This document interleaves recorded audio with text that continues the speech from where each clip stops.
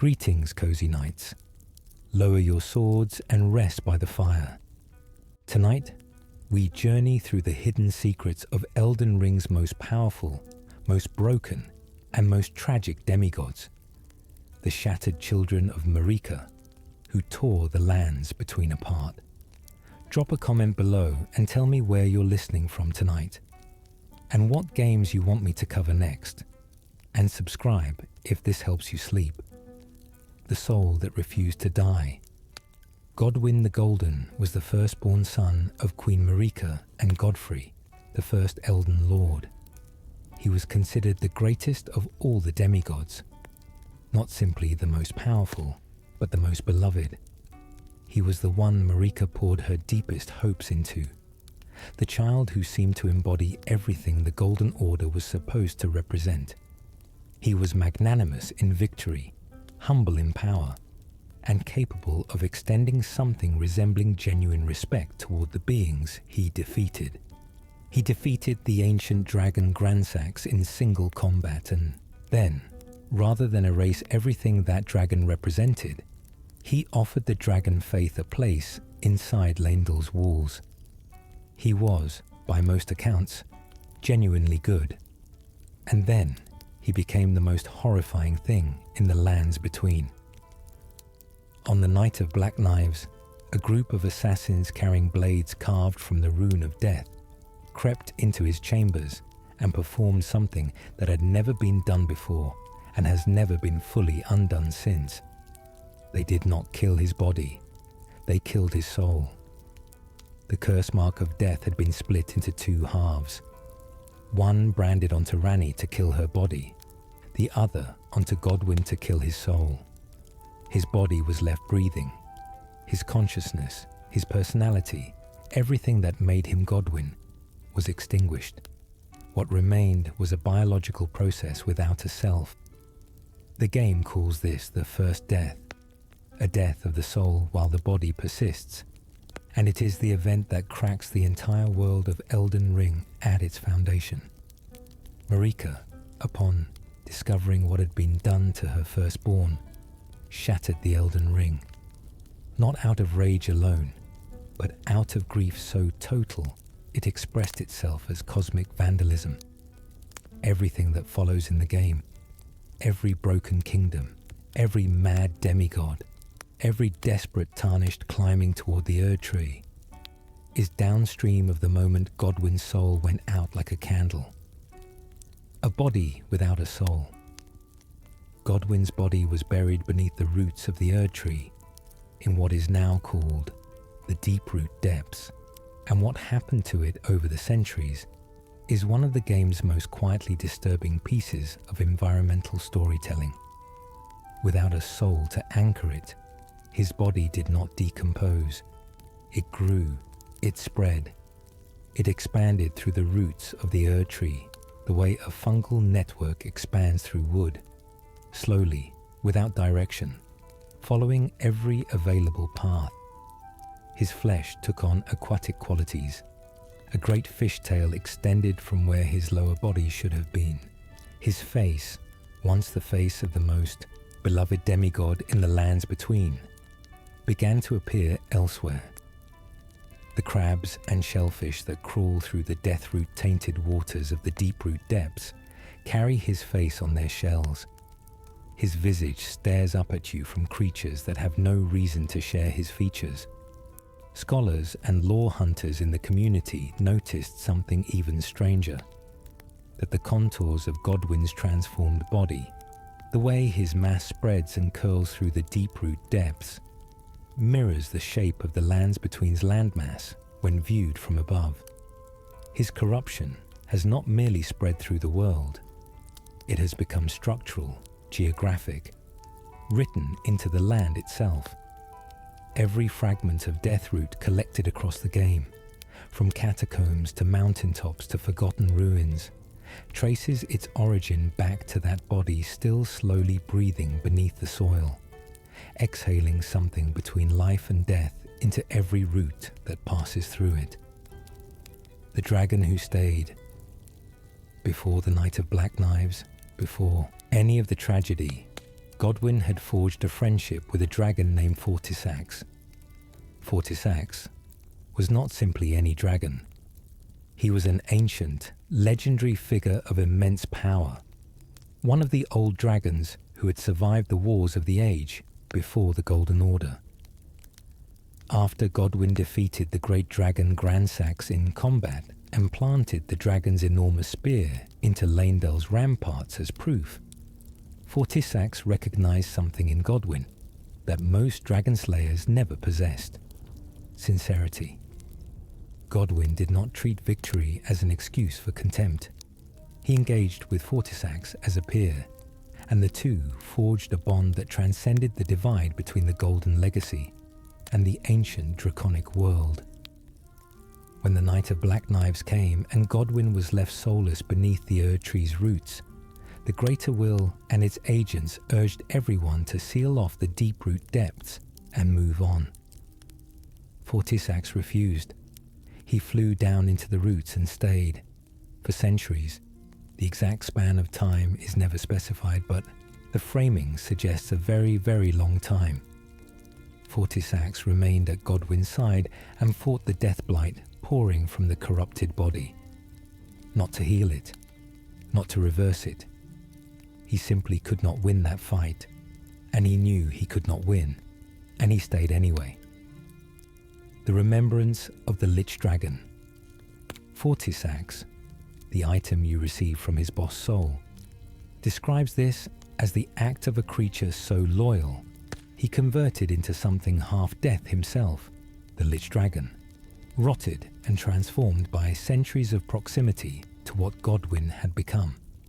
He fought a battle he could not win and would not leave, standing over the body of someone who could no longer know he was there.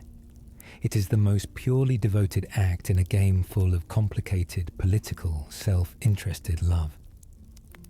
The cult he founded.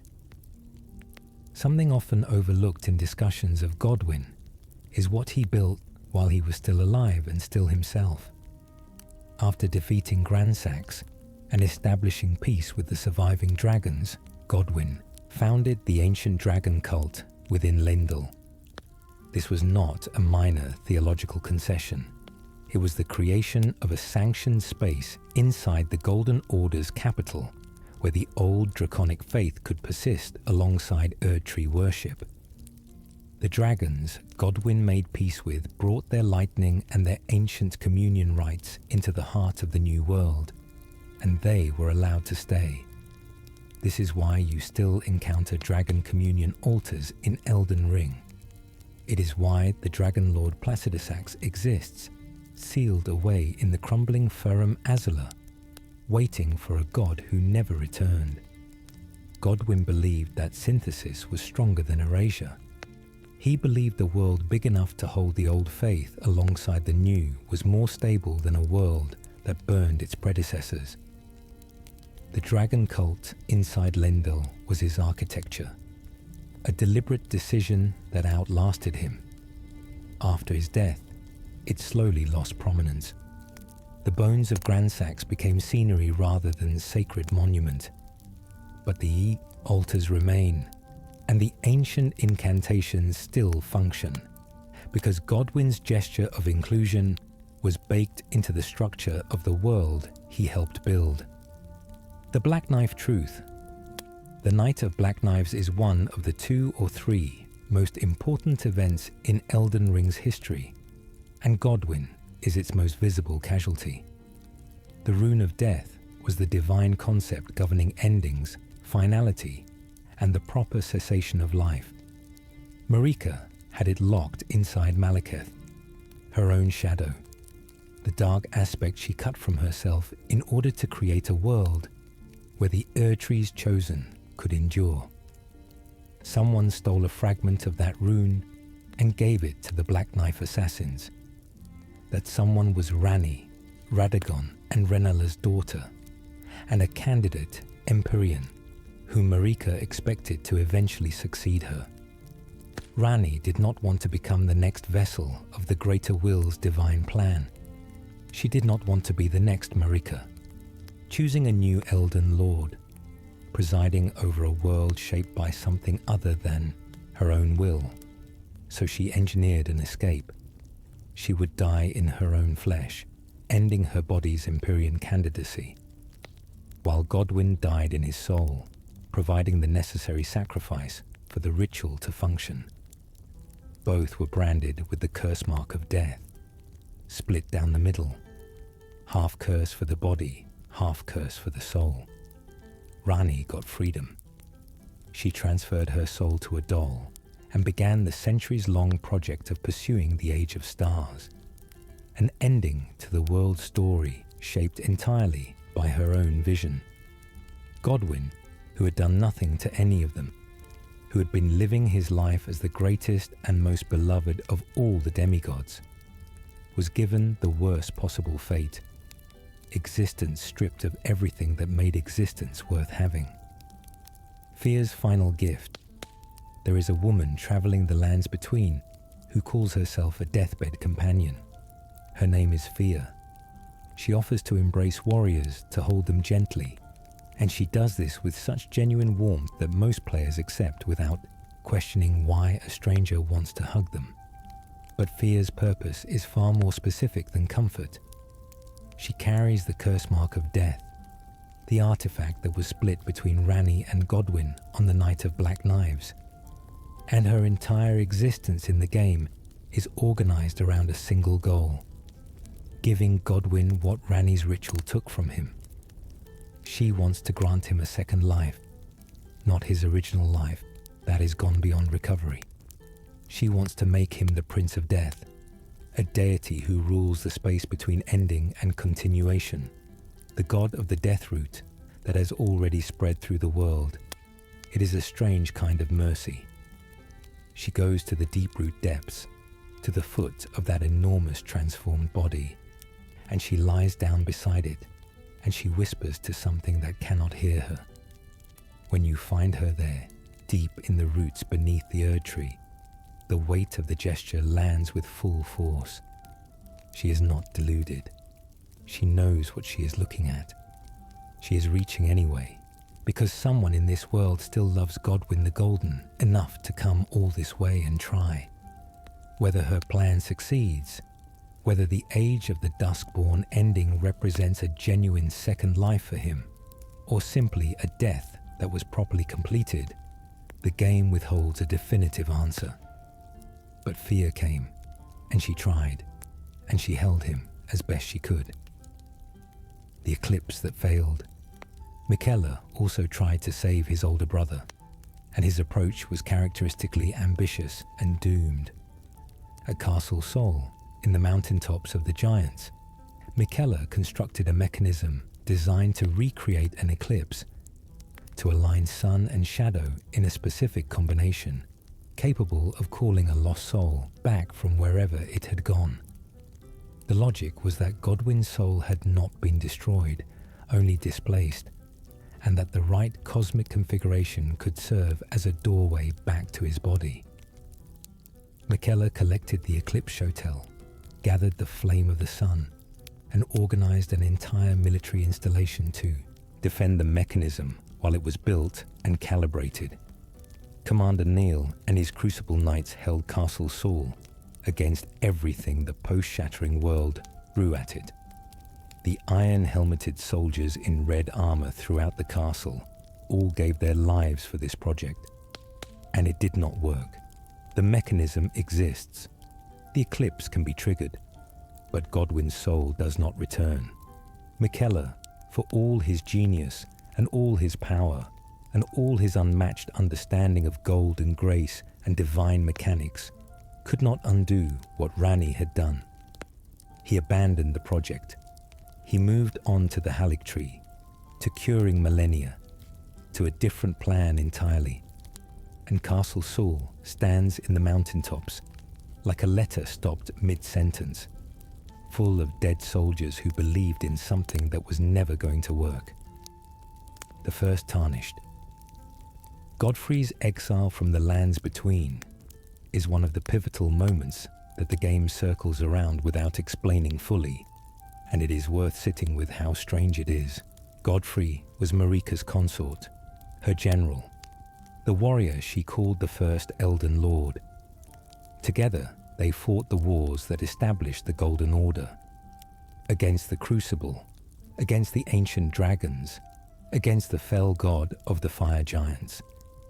He was her partner in the literal reshaping of the world.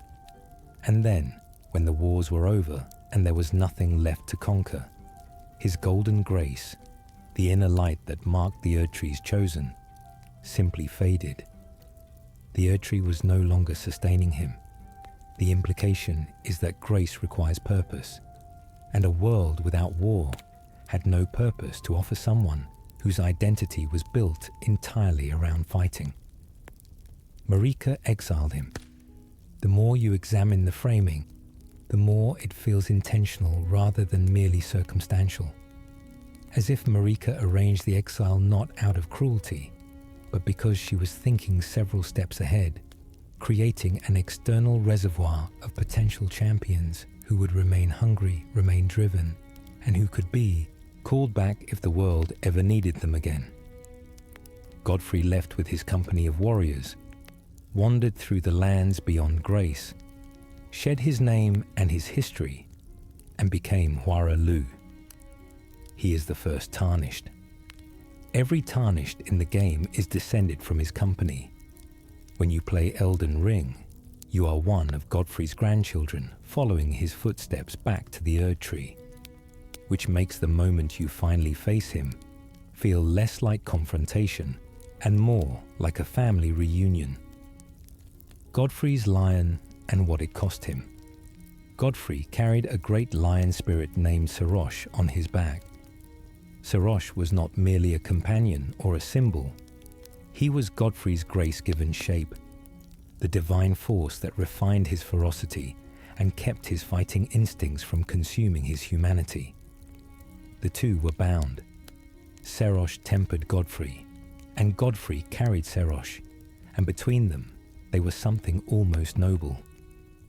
When Godfrey eventually needed to access the full depth of his own power, to become truly, purely violent without the refinement of grace holding him back, he killed Serosh. He tore the lion from his own back and absorbed it, converting his external grace into raw internal fury and becoming Huara Lu entirely. This is the transformation you witness in the second phase of his boss fight. The fight shifts, the music changes. What was already a terrifying encounter becomes something else, something more primal and less controlled. Godfrey gave up the part of himself that made him more than a weapon in order to become the perfect weapon. It is the same trade his descendants make when they strip away everything comfortable and descend into the lands between's most brutal places. The lion is what you sacrifice to become capable of the ending. The warrior beneath the Lord. When Godfrey sheds Serosh and becomes Huara Lu in his second phase, the combat style changes completely. He abandons the golden spear and the formal movements of a lord and grapples. He grabs it with his bare hands. He slams the ground hard enough to produce shockwaves. He headbutts. He throws himself at you with the muscle memory of someone who learned to fight with their body before they ever held a divine weapon. Because that is exactly what he is. Huara Lu, the warrior, existed before Godfrey the first Elden Lord. The title came later. The grace was awarded. The spear was a gift from the role he was given. But the grappling, the raw ferocity, the shockwaves produced by hands slamming into the earth, that is who he was before Marika found him and gave him a kingdom to hold. The fight is a demonstration of what divine lordship layers over a person, and what remains when those layers are stripped away. Godfrey is a title and an office. Huara Lu is the man who earned it. Watching the transition is watching someone remember who they were before they became who they needed to be. The branded who were sent back. Every Tarnished is defined by two qualities. They have lost their grace, and they cannot permanently die. their bodies restored by a thread of connection to the Erd tree, even after fatal wounds. The loss of grace is Godfrey's exile made hereditary. The immortality is the Erd tree's ongoing investment in descendants it sent away, but never truly released. Marika's final message, available through item descriptions in the endgame, addresses the Tarnished directly. She calls them her children. She says she guided the grace that leads them home. The exile was not abandonment. It was deliberate preparation. She sent Godfrey's line out of the lands between to be tempered by hardship and loss, to live without grace so that wanting it could make them capable of the return she was already planning for. Every Tarnished who claws out of their grave and fights toward the Erd tree is completing the circuit Marika drew when she exiled Godfrey. The system of Tarnished immortality, the grace-lit guidance that leads them forward, the sights of grace that restore them. All of it was built by someone who never intended the exile to be permanent. Godric's missing dignity. What makes Godric genuinely tragic, beneath the horror of the grafting and the cowardice and the humiliation, is the sincerity of his devotion to the golden lineage. He is not cynical about the heritage he barely shares. He does not mock it or scheme against it. He genuinely, earnestly reveres Godfrey and everything the Golden Order was supposed to represent, and he has spent his entire existence desperately trying to be worthy of blood that was diluted before it reached him. The grafting is not sadism in its origin. It is compensation. He believes that if he can accumulate enough power, enough limbs, enough strength, enough mass, he will eventually become the great lord the blood was supposed to produce. He will earn by accumulation what he was not given at birth. It is a pitiable logic, made monstrous by the cost to everyone else around him. But internally, it is the logic of someone who believes in the thing he was excluded from and will not stop reaching for it. His boss fight speech, in which he invokes Godfrey and claims the right to inherit greatness, is not performed for your benefit. He has been giving that speech inside his own head his entire life. The coward who collected limbs. Godric the Grafted sits at the bottom of the Demigod hierarchy and knows it. He is not Marika's son or Radagon's son. He is a distant descendant of the golden lineage, probably several generations removed, his divine blood described by the game's own text as sorely diluted. He is the weakest shard-bearer. He is the first major boss. He was designed to be the introduction to the demigod tier, the floor beneath which others sit, and he knows what he is. During the shattering, when the demigods were tearing each other apart for fragments of the Elden Ring, Godric fled Lendel. He did not go out fighting. He used the Mimic's Veil, an item that lets you disguise yourself as an object, to blend into the crowd of fleeing courtiers and slipped away while stronger demigods bled in the capital's streets. He loaded himself with whatever treasures he could carry and retreated to Stormvale Castle in Limgrave, as far from the fighting as he could reasonably get, while still calling himself a contender. At some point before the game begins, Melania came to Stormvale and found him there. Accounts suggest she confronted him directly, defeated him with embarrassing ease, and left without finishing the job, because finishing him was not worth the effort. He begged. He was humiliated. He survived it. Grafting, attaching the limbs and body parts of defeated enemies to his own frame to compensate for his inadequacy, is his response to everything he knows about himself. He collects power that was not his and attaches it to a body that was never equal to his ambitions. The nephew in the Evergirl, just east of Stormvale Castle on the Stormhill Plateau, a golden Evergirl sits in the grass, and inside it is Godfrey the Grafted. Godfroy appears almost identical to Godric. He fights in nearly the same way. He practices the same grafting obsession. He is clearly family. The game describes him as a relative, and most lore interpretations position him as the original practitioner of the grafting art, the one from whom Godric inherited or imitated the technique. Godfroy was sealed away by someone, presumably the Golden Order, or Leyndell's authorities, or possibly even Marika, because he was an embarrassment, a liability, or simply too dangerous in the specific way that deeply unstable people with access to dark power tend to be. He sits in that Evergale while his kin rules a castle, sealed and presumably furious. If you fight and kill him, he drops nothing of consequence. He is not on the path to anything. He is simply there, a monument to the family tradition of grasping at a greatness that never quite arrives, sealed beneath a golden dome, while the cousin he may have taught continues the work in Stormvale. The Lord who was replaced. Nefili Lu's questline is one of the quietest and most satisfying character arcs in Elden Ring. She is an Empyrean descendant, the adopted daughter of Kenneth Haight, the minor noble who wants to restore proper governance to Limgrave. And she is a warrior of genuine competence who spends most of the game in crisis, questioning her purpose and struggling with the things she's been asked to do.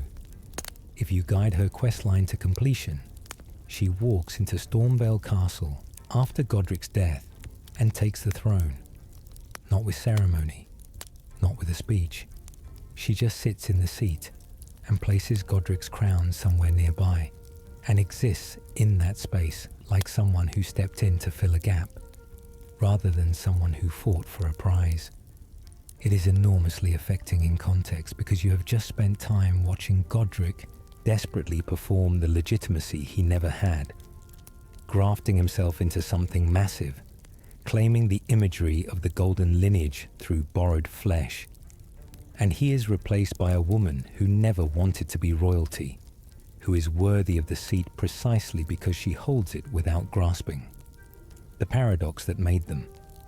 Miquella and Malenia are the children of Marika and Radagon, which requires a moment of explanation, because Marika and Radagon are the same divine being in two forms. Marika is the eternal queen, the vessel of the Elden Ring, the god who rules the lands between. Radagon is her second consort, a man she married after exiling Godfrey, a red-haired champion who rose to become Elden Lord. The revelation hidden in the game's deepest layer is that when Radagon married Marika, he was marrying himself. They are the same, being split into two aspects: divine husband and divine wife existing in the same god vessel at different times, occupying the same body from different directions.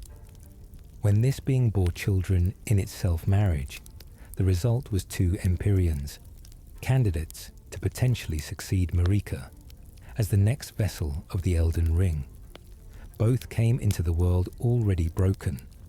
Malenia carried the scarlet rot inside her, the mark of an outer god entirely external to the greater will, a rival divine force that had claimed her as a vessel before she was even born.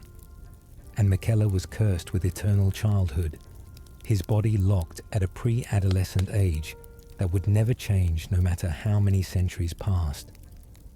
Two divine candidates, both fundamentally incompatible with the role they were supposedly destined for, born from a god contradicting itself. The body that won't grow.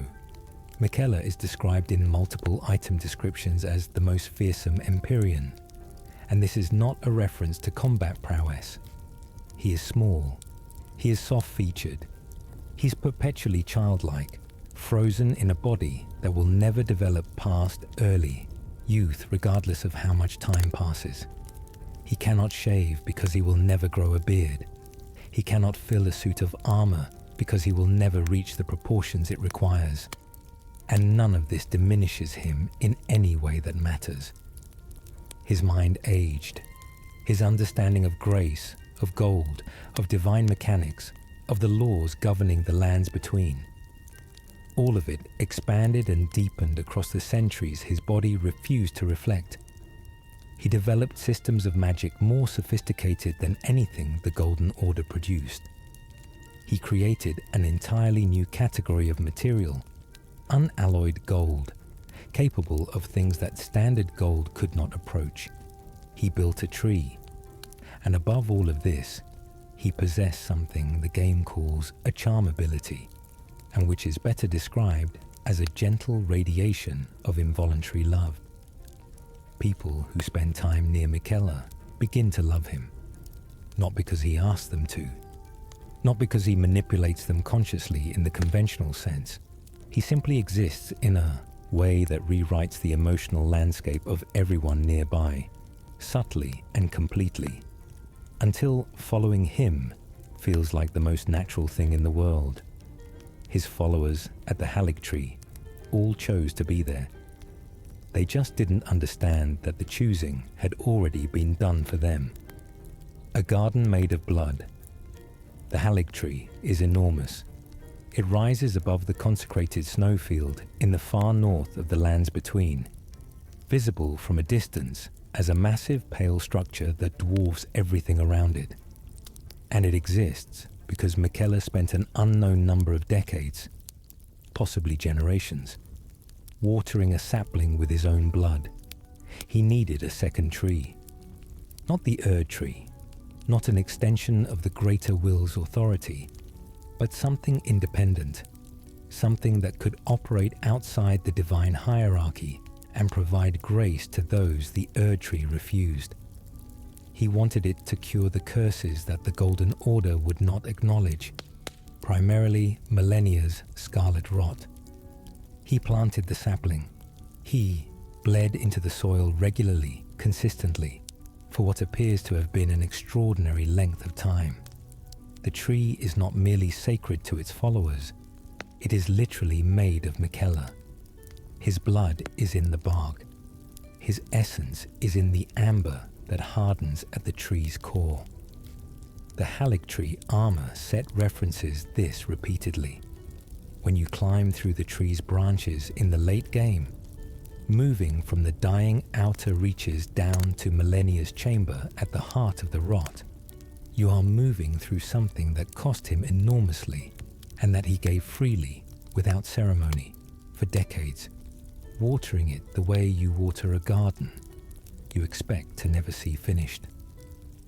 The abandoned faith. Before the Halig Tree, Miquella studied within the Golden Order. He was a prodigy of fundamental glintstone sorcery, the school that forms the intellectual backbone of the Golden Order's magical tradition. He was, by every account, exceptional. And then he stopped. He abandoned Golden Order fundamentalism entirely and developed his own parallel school, which the game calls Erd Tree fundamentalism, but which might be more accurately described as post-Erd Tree thinking, theology that takes the Golden Order as its starting point, but reaches beyond it, toward conclusions the official framework refused to consider. The reason for his departure is clearly stated in law. The Golden Order could not cure millennia. Its laws, its grace, its approved incantations, none of it touched the scarlet rot. The official faith had no answer for his sister's suffering, so he left it and started building the tools that might. Everything he created after that departure, the unalloyed gold needles, the Halig Tree, the cure for curses that the Order refused to develop, is an act of theological rebellion, the work of someone who loved a person more than he loved the institution that refused to help her. The rot that lives inside her. Millennia did not catch the scarlet rot. She was not cursed with it by a malicious god or infected through some exposure to a diseased environment. The outer god of rot selected her as its vessel before she was born. the same way the Greater Will selected Marika as its vessel before Marika had any say in the matter. Divine selection in the world of Elden Ring is not consensual. Gods do not ask, they claim. The outer god of rot is a divine force entirely independent of, and in some ways opposed to, the Greater Will. A rival theology of decay and transformation existing outside the Erdtree's purview. It took up residence in Malenia's body because Empyreans make the best vessels, and Malenia was an Empyrean. Her entire life has been the project of managing this. She is carrying a god inside her that wants to spread, that wants to bloom, that is constantly pressing against her will and her identity and her sense of self. She trained under the blind swordsman, the legendary warrior who had once sealed the rot god originally, specifically to learn the techniques that allow her to exist as a fighter while containing something that should have consumed her completely. Every movement of the waterfowl dance is precision management of an impossible balance, a way of moving so perfectly and so deliberately that the rot stays just barely inside the lines she has drawn for it. Golden arms, golden armor. Malenia lost her right arm, both her legs, and her left eye to the scarlet rot across the years of her life. The rot consumed them, ate through whatever physical limitation it encountered in her body, and continued until Miquella intervened. He forged her replacements from unalloyed gold, the same material he developed to resist outer god influence, the same material that forms his needles, the same gold that runs through everything he made. Her golden arm is not a trophy or an aesthetic choice. It is medicine and architecture compressed into the shape of a limb, the physical expression of a brother's refusal to accept what the outer god had taken. The Malenia set references his craftsmanship throughout. Her helmet, her armor, her gauntlets, all of it carries the marks of his handiwork, built to protect the body he had already rebuilt and to honor the warrior she chose to remain despite everything attempting to unmake her. She fights in a body her brother constructed. She carries a sword in the hand he gave her. She has never known defeat, but the version of her that has never been defeated is, in some profound sense, a collaboration, built partly from what the rot consumed and partly from what Miquella refused to let it have. The battle that broke a kingdom. The Battle of Aeonia did not have to happen the way it did. Malenia went to the Caelid Wilds to fight Radahn because Radahnn's gravitational hold on the stars was interfering with Ranni's plans, and Ranni and Miquella had some form of understanding. Both were pursuing independence from the Greater Will. Both had reasons to want Radahn's starhold broken. Malenia's involvement was partly solidarity and partly the fact that Radahn, simply by continuing to exist in the way he was existing, represented a threat to the Haligtree's protection. They met in the heart of Caelid and fought to a standstill. This is significant. Radahn is considered the strongest demigod by most measures, enormous, gravity-enhanced, trained by legendary masters, bearing the full power of a rune of Death's era warrior. And Malenia fought him to a draw. Neither could end the other. The stalemate stretched until Malenia made her choice. She triggered the first bloom of her scarlet rot, pushed past the containment she had spent her entire life maintaining, and let the outer god out. Just once, just enough. The rot poured across Caelid in a wave. The sky turned and has been that sickly red ever since. The wildlife mutated over the following years into the grotesque creatures that populate the region. Radahn survived but lost his mind, his body infected, his sanity dissolving as the rot took hold. He became feral.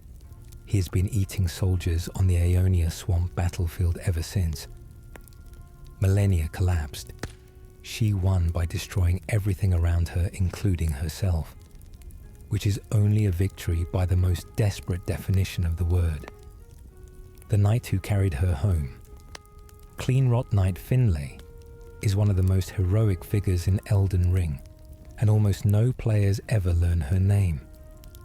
After the Battle of Aeonia, Malenia fell into a coma from the exertion of the bloom.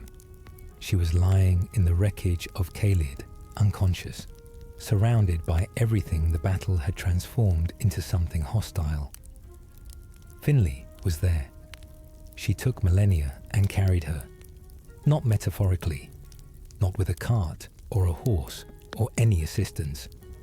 She physically carried the comatose blade of Miquella from the ruins of Caelid all the way back to the Halig tree, alone, through every obstacle the post-shattering world placed between her and home, through the rot, through the mountain tops of the giants, through whatever enemies and weather and geography she encountered, carrying the most dangerous woman in the lands between limp across her back. The remembrance of the rot goddess, the item you receive from Malenia's boss soul, contains this detail in its description, a single quiet sentence about Finlay's service. There is no monument to Finlay. There is no quest for her. She does not appear in the game as a living character. She simply did the most impossible thing imaginable out of devotion alone, and is remembered only in an item description that most players never read. The flower that blooms. 3 times, Malenia's second phase is not simply a scripted health threshold event. It is the second bloom. When her health reaches 0 the first time and she rises into the air, the enormous flower of scarlet rot erupting from her back is the outer god pushing through the containment she has spent her life maintaining. The same containment that broke once in Caelid and is breaking again now, specifically because the fight you have given her was so intense that the balance collapsed. The mechanics of the fight reflect this precisely. Her heal-on hit is not a quirk of boss design. It is the rot feeding. Every wound you inflict on her nourishes the outer god inside her, which is why she regenerates health even as you are hurting her. Because in a very real sense, you are not only fighting Malenia, you are fighting the god that lives in her, and the god is using her body to drink what you are pouring into it. The third bloom, in lore terms, is the one that happens if she ever blooms again after the second. Each bloom brings her closer to becoming the goddess of rot entirely. Not just Malenia carrying the outer god, but the outer god expressing itself through what used to be Malenia. Her second phase is the closest she ever comes to that threshold. If she had bloomed a third time in Caelid, there might have been nothing left of Caelid at all. The daughters she may have left behind. Millicent is introduced as a young woman dying from scarlet rot in a village in Altus Plateau, and her quest line takes her across the game as she searches for something she cannot quite name. She carries a prosthetic arm strikingly similar to Malenia's golden limb. Her sisters, Pollyanna, Loretta, Rosus, and Lanya, are also infected with scarlet rot to varying degrees. The lore community's dominant interpretation, supported by item descriptions and the structure of the Millicent quest, is that these women are offshoots of Malenia, not daughters in any conventional biological sense, but new growths from the same divine rot vessel, like buds emerging from the same plant. If this interpretation is correct, then Malenia has been unconsciously creating children through the outer god that lives inside her, releasing copies or extensions of herself into the world as the rot spreads. Millicent carries her face and her arm and her curse, and appears to have inherited some of her martial instinct. If you complete her questline and use Miquella's needle to remove the rot from her, you are either freeing her from the curse, or removing the divine element that was sustaining her. The game allows for both readings, and if you take the other path, helping her become the strongest she can be, and then watching her claim the unalloyed gold needle for herself, you are watching someone choose their inheritance over their cure. The promise made before the battle. In the item description of the remembrance of the Rot Goddess, hidden in the lore of the Clean Rot Knight Finlay, there is a line about what Millennia said to Radahn before the first bloom consumed Caelid. She whispered to him, "Miquella awaits thee, O promised consort." This detail does several things simultaneously. It confirms that the relationship between Miquella and Radahn was established long before the Shadow of the Erdtree DLC reveals it. It confirms that Millennia knew. She went into that battle knowing Radahn was her brother's intended consort, the man Miquella had made some form of vow with in childhood, and she fought him to a standstill and then destroyed his mind with her bloom anyway, because the Haligtree needed protection, and Radahn's gravitational hold on the stars was interfering with plans that mattered. She carried that knowledge through the collapse of Caelid. She carried it through the coma that followed. She carried it into the Haligtree, where she lay dormant, surrounded by the rot that had taken her consciousness. And Radahn, infected and feral in the ruins of the battle, never heard the rest of the sentence. The kidnapping. He planned himself. Mog, Lord of Blood, is one of the most terrifying figures in Elden Ring. He built a dynasty in the underground, cultivated the power of a formless outer god, and kidnapped a sleeping Empyrean from the sacred tree his devoted followers had spent generations protecting. The kidnapping reads, throughout the base game, as one of the worst things that happened to Miquella. A violation, a theft, a sleeping child torn from the shell he was growing in. The Shadow of the Erdtree reverses this entirely. Miquella planned it. He used his charm ability, the involuntary radiation of divine love that reshapes the emotional landscape of everyone near him, to cultivate Mog's obsession over time from a distance, shaping the Lord of Blood's devotion into exactly the tool he needed. He needed to be moved underground. He needed a vessel. He needed someone powerful and isolated and completely committed to the project of raising him to godhood, who would be available when the time came to use his body as a resurrection vehicle for Radahn. Mog, with his blood magic and his underground palace and his desperate worship, was the perfect instrument. He believed he was acting on his own love.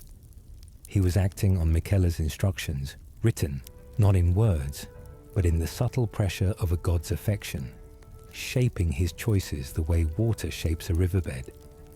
The god who could not be loved back. Everything Morg did in service to Miquella was done in the belief that Miquella would eventually wake and acknowledge him. He gave blood offerings. He performed rituals over the cocoon. He built the Mogwin Palace dynasty as a monument to the future he imagined sharing with a sleeping god. He called himself the Lord of Blood and understood his entire identity in relation to the Empyrean in the cocoon, the one he would raise to divinity, the one who would become his consort, the one who would eventually wake and see what had been built for him. The cocoon never responded. Miquella, inside his divine sleep, was present enough to be charming, but not present enough to perform acknowledgement. Mog gave everything and received nothing in return, not because Miquella was cruel, but because Miquella's love was a tool he had already pointed somewhere else. When you kill Mog and enter the cocoon, Miquella's withered arm reaches out and drops his great rune without looking at the body it belonged to. The gesture takes about 2 seconds. It is the most devastating dismissal in a game full of tragedy.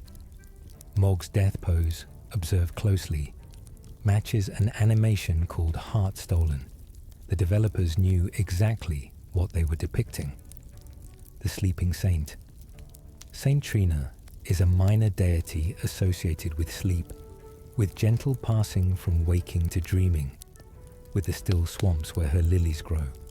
Her followers are small in number and deeply devoted. They carry her lily, speak of her in hushed tones, and associate her with a state of consciousness that is neither fully present nor fully absent. She does not appear in the game in any direct way. She is felt through her objects and her worshippers, and a persistent atmospheric suggestion of something just below the surface of awareness. The shadow of the Erd Tree clarifies what the base game only implies. Saint Trina is the half of Miquella he divested in order to ascend. She is the soft self he put down to pick up the harder project, the part of him associated with gentleness and sleep, and the kind of love that simply holds rather than shapes. He shed her the way you shed a coat before fighting. Not because she was wrong, but because the work ahead required both hands. Whether she exists independently, whether she is merely an echo or a genuine separation, the game leaves open. But somewhere in the sleeping swamps, people bring her lilies and ask her to help them rest. And if she is truly a piece of Miquella, then they are offering flowers to something he left behind when he decided to become a god. The needle that unmakes a fate.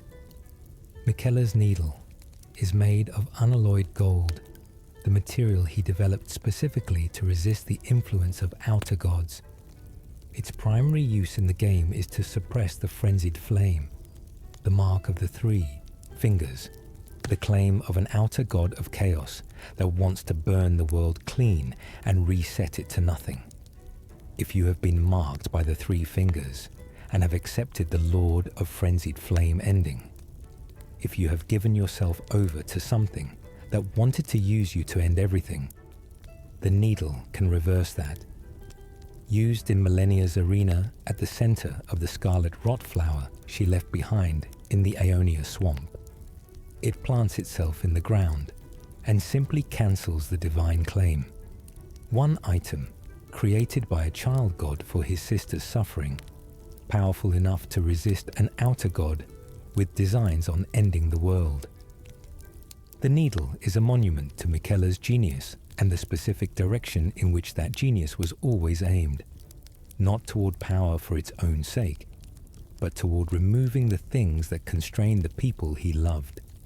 The blind swordsman's legacy, Millennia's combat style, the waterfowl dance in particular, that extraordinary combination of falling, spinning, and stabbing that has claimed more lives than almost any other boss move in the game, was not invented by her. She trained under the blind swordsman, a legendary figure who had sealed the Scarlet Rot god before Millennia's birth. The blind swordsman's techniques were developed specifically around managing the rot, around fighting while carrying something that wants to burst out of you, around using the body's instinct for motion as a container for divine chaos. The waterfowl dance is a containment technique as much as it is an attack. The extreme fluidity of the movement prevents the rot from pooling in any one place, keeps it circulating, keeps the god inside her moving fast enough that it cannot take root in any single moment. She trains with a sword, but she is also always practicing the management of herself. The blind swordsman gave her both tools, how to win fights and how to not lose herself inside them. Redan, Starscourge, the horse that changed history. Redan's horse is named Leonard. This detail is buried in the game's files rather than displayed prominently, but it is confirmed, and once you know it, the entire story of Redan's gravitational magic recontextualizes completely. Leonard is an ordinary horse. He is described in various lore discussions as scrawny, small by any standard, certainly small compared to the demigod who would eventually need to ride him. Radan grew. He grew to a size that places him among the largest non-dragon entities in the lands between. He became enormous in the way that only divine blood and complete commitment to martial development can make a person enormous. And as he grew, Leonard should have become impossible as a mount. The weight alone would have been catastrophic for a normal horse. Radan refused to accept this. He travelled to Celia, the College of Aeromancy in what is now Caelid, and studied under an Alabaster Lord, one of the ancient lords of gravity magic from before the Golden Order. He learned to manipulate gravitational constants, to float just above Leonard's back, rather than rest his full weight on him, to keep his beloved horse viable as a mount through the application of magic that can move stars. Everything Radan became: the Star Scourge, the Gravity Warrior, the man who halted celestial motion, began because he loved a horse too much to leave him behind. The loyal rot-touched horse. Leonard is also infected with scarlet rot. He was at the Battle of Aeonia. He was there when Millennia's first bloom consumed Caelid, and he survived the initial wave, and the rot settled into him in the way it settled into everything else in that region. Slowly, visibly, changing his texture and colouring in ways that shouldn't be there. He is a horse carrying a god-born plague that has also infected his rider. In the years since the battle, as Radan lost his mind to the infection and became something feral and enormous, haunting the battlefield of Aeonia Swamp, Leonard has remained. He wanders the same blood-red dunes his rider wanders. He is still beneath Radan during the Radan Festival fight, still carrying that enormous infected demigod across the field while he charges at every living thing in range.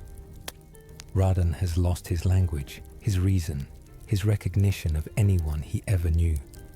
But Leonard is still there, still under him, still carrying him through a landscape that should have killed them both, loyal in a way that does not require comprehension of what loyalty means. The stars he stopped. Radan's hold on the stars was not a passive phenomenon or an accidental side effect. It was an active, continuous application of gravity magic at a scale that altered the orbital mechanics of celestial bodies above the lands between. The stars contained fates. In the game's cosmology, the positions and movements of stars correspond to the destinies of people, in the way that ancient cultures across the real world believed the sky could be read for meaning. Radan locked them in place.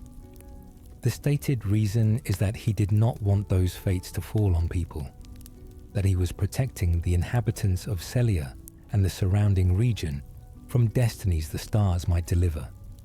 But there is a second layer of significance that becomes apparent once you understand Ranni's plan. Ranni's path toward the Age of Stars, her centuries-long project of escaping the Greater Will and building an ending defined by her own will, was tied to specific stellar configurations. As long as Radan held the stars in place, those configurations could not resolve, and Ranni's fate could not proceed.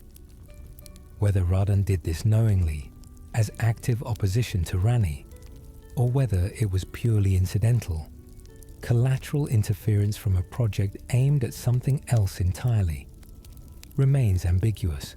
The consequence is not. When Radan dies, the stars fall. A meteorite tears through the earth south of Mistwood and opens the path to Nokron, Eternal City. The sky moves again. Ranni's plan can proceed. The gravity that carries weight. Radan's twin great blades are not weapons in any conventional sense. They are massive beyond what human anatomy could lift. Their scale, relative to standard great words, makes them closer to building materials than fighting tools. Only someone with Radan's specific combination of divine heritage, physical development, and gravitational magic could wield them. And even then, The movement of those blades in combat is less like swordsmanship and more like orbital mechanics. Enormous objects moving through arcs defined by the magic keeping them in motion, rather than the muscles directing them. The fighting style you see during the Radan festival fight reflects this. He does not swing his blades the way a trained swordsman swings. He hurls them, lets gravity pull them into trajectories, and adjusts their paths with the same power he uses to keep Leonard from being crushed beneath him. He is not a swordsman who learned gravity magic. He is a gravity mage who happens to express his magic through enormous pieces of sharpened metal. The Festival of Mercy, the Radan festival, is framed as a celebration. There is an announcement. Jarls have gathered. Jeren the Witchbane Knight organizes the event with something that reads, at first glance, like enthusiasm. Fighters have been invited. The mood should be festive. But listen to what the participants say when you speak to them. Alexander the Iron Fist talks about glory and about the honor of fighting a legend. Bled talks about Rani's mission and what defeating Radan would mean for it. Jeren speaks of Radan with something that is unmistakably grief. He is not celebrating. He is conducting a mercy killing with pageantry attached to it, organizing a gathering of skilled warriors to give the greatest demigod in the lands between a death worthy of what he was.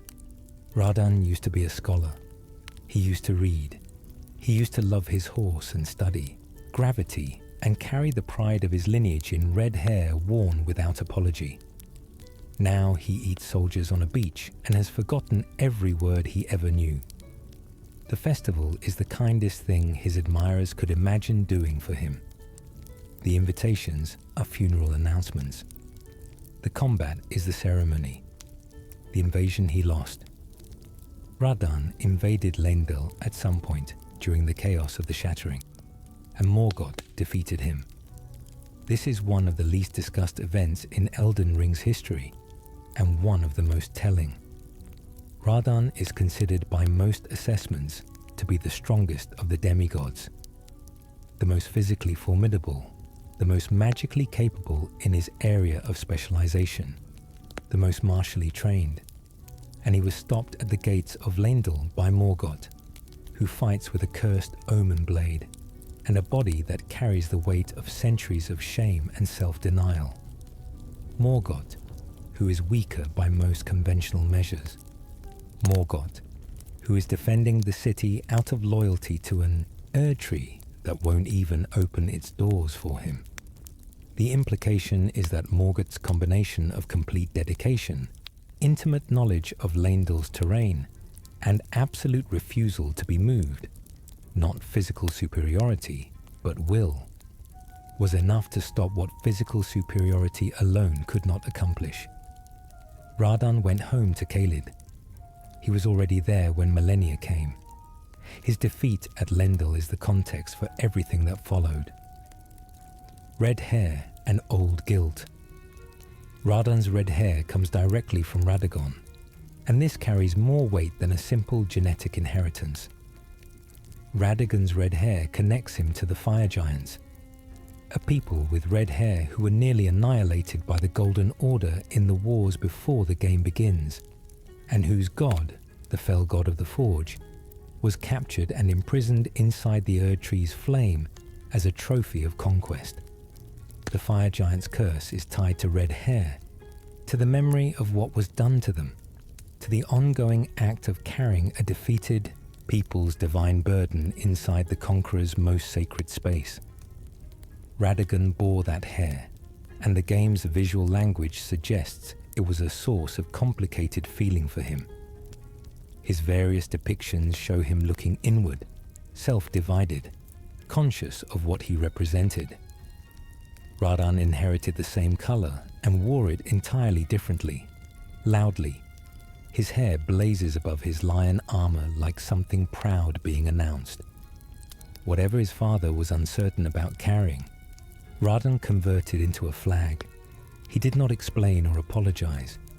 He simply wore what he was given and rode into battle in it. the great rune that restores everything. Radan's great rune is mechanically unique among the shard bearers. When activated, it restores all of your flasks, all of your stamina, and all of your FP simultaneously. No other great rune does this. No other mechanic in the game does this. The other runes provide bonuses, increased attributes, reduced damage, enhanced magic. Radan's rune restores. The lore framing is that Radan's rune is connected to the concept of recovery itself, to the power of coming back from depletion, of not being finished even when the resources are gone. It is appropriate for someone who charged at everything the shattering threw at him, whose method of dealing with adversity was to meet it at full speed regardless of cost, and whose final mercy was being given the opportunity to die in the most fully alive way possible, surrounded by every warrior in the lands between, who came specifically to witness him. The armor that honors a legend. Radan's armor is built around a lion motif. The helmet has mane-like framing. The breastplate and gauntlets carry leonine detailing. Every piece of the set references the same animal. This is an explicit tribute to Godfrey, the first Elden Lord, whose companion Serosh was a great lion spirit that rode on his back. Serosh was Godfrey's grace made manifest, the divine force that tempered his ferocity and made him something more than a weapon. Radan was Radagon's son, not Godfrey's, but he idolized Godfrey above all others. He dressed himself in the symbol of Godfrey's grace and went to war in it. He was honoring the man he wanted to descend from by wearing the image of that man's most significant companion. The armor says, in visual language, that Radan understood what Godfrey was and chose to carry it forward regardless of bloodline. The lion on his chest is a declaration. The promised consort, the final boss of the shadow of the Erdtree, is Radan, resurrected. Miquella used Mog's body as a vessel, filling it with what remained of Radan's soul, and then elevating both toward godhood through the ritual at the gate of divinity. The promised consort Radan you face in the DLC is not the feral creature from the festival. He has been restored to something closer to his former self, then layered over with Miquella's divine presence. A golden halo circling behind him, something serene and enormous in his bearing that was not there before. The childhood vow between Miquella and Radan, Radan agreeing to become Miquella's consort, made at some point before either of them fully understood what it meant, is fulfilled here. Radan did not choose this resurrection consciously. He was chosen, assembled, elevated by someone who had been planning the use of his soul since before his first death. He is the instrument of Miquella's ascension. The weapon Miquella chose, the face of the god Miquella is trying to become, combined with him in the final chamber of the realm of shadow. The scholar he used to be. Before the shattering, before the infection, before the festival and the long deterioration in Caelid, Radan was a scholar. He did not simply train as a warrior, though his martial achievements are beyond any ordinary measure. He studied. He read extensively across multiple traditions, histories of the lands between, ancient texts from pre-Erdtree, civilizations, theoretical writings on gravity, and the nature of stellar influence.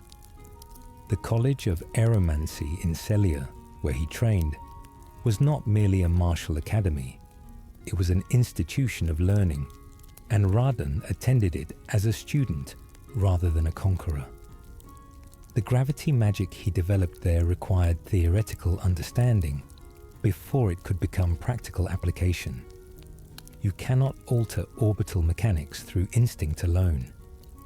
His subsequent military career, the campaigns he fought across the lands between before the shattering, were carried out by someone who understood the strategic and historical context for every battlefield.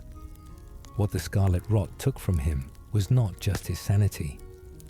It took the part of him that read, the part that understood things beyond combat.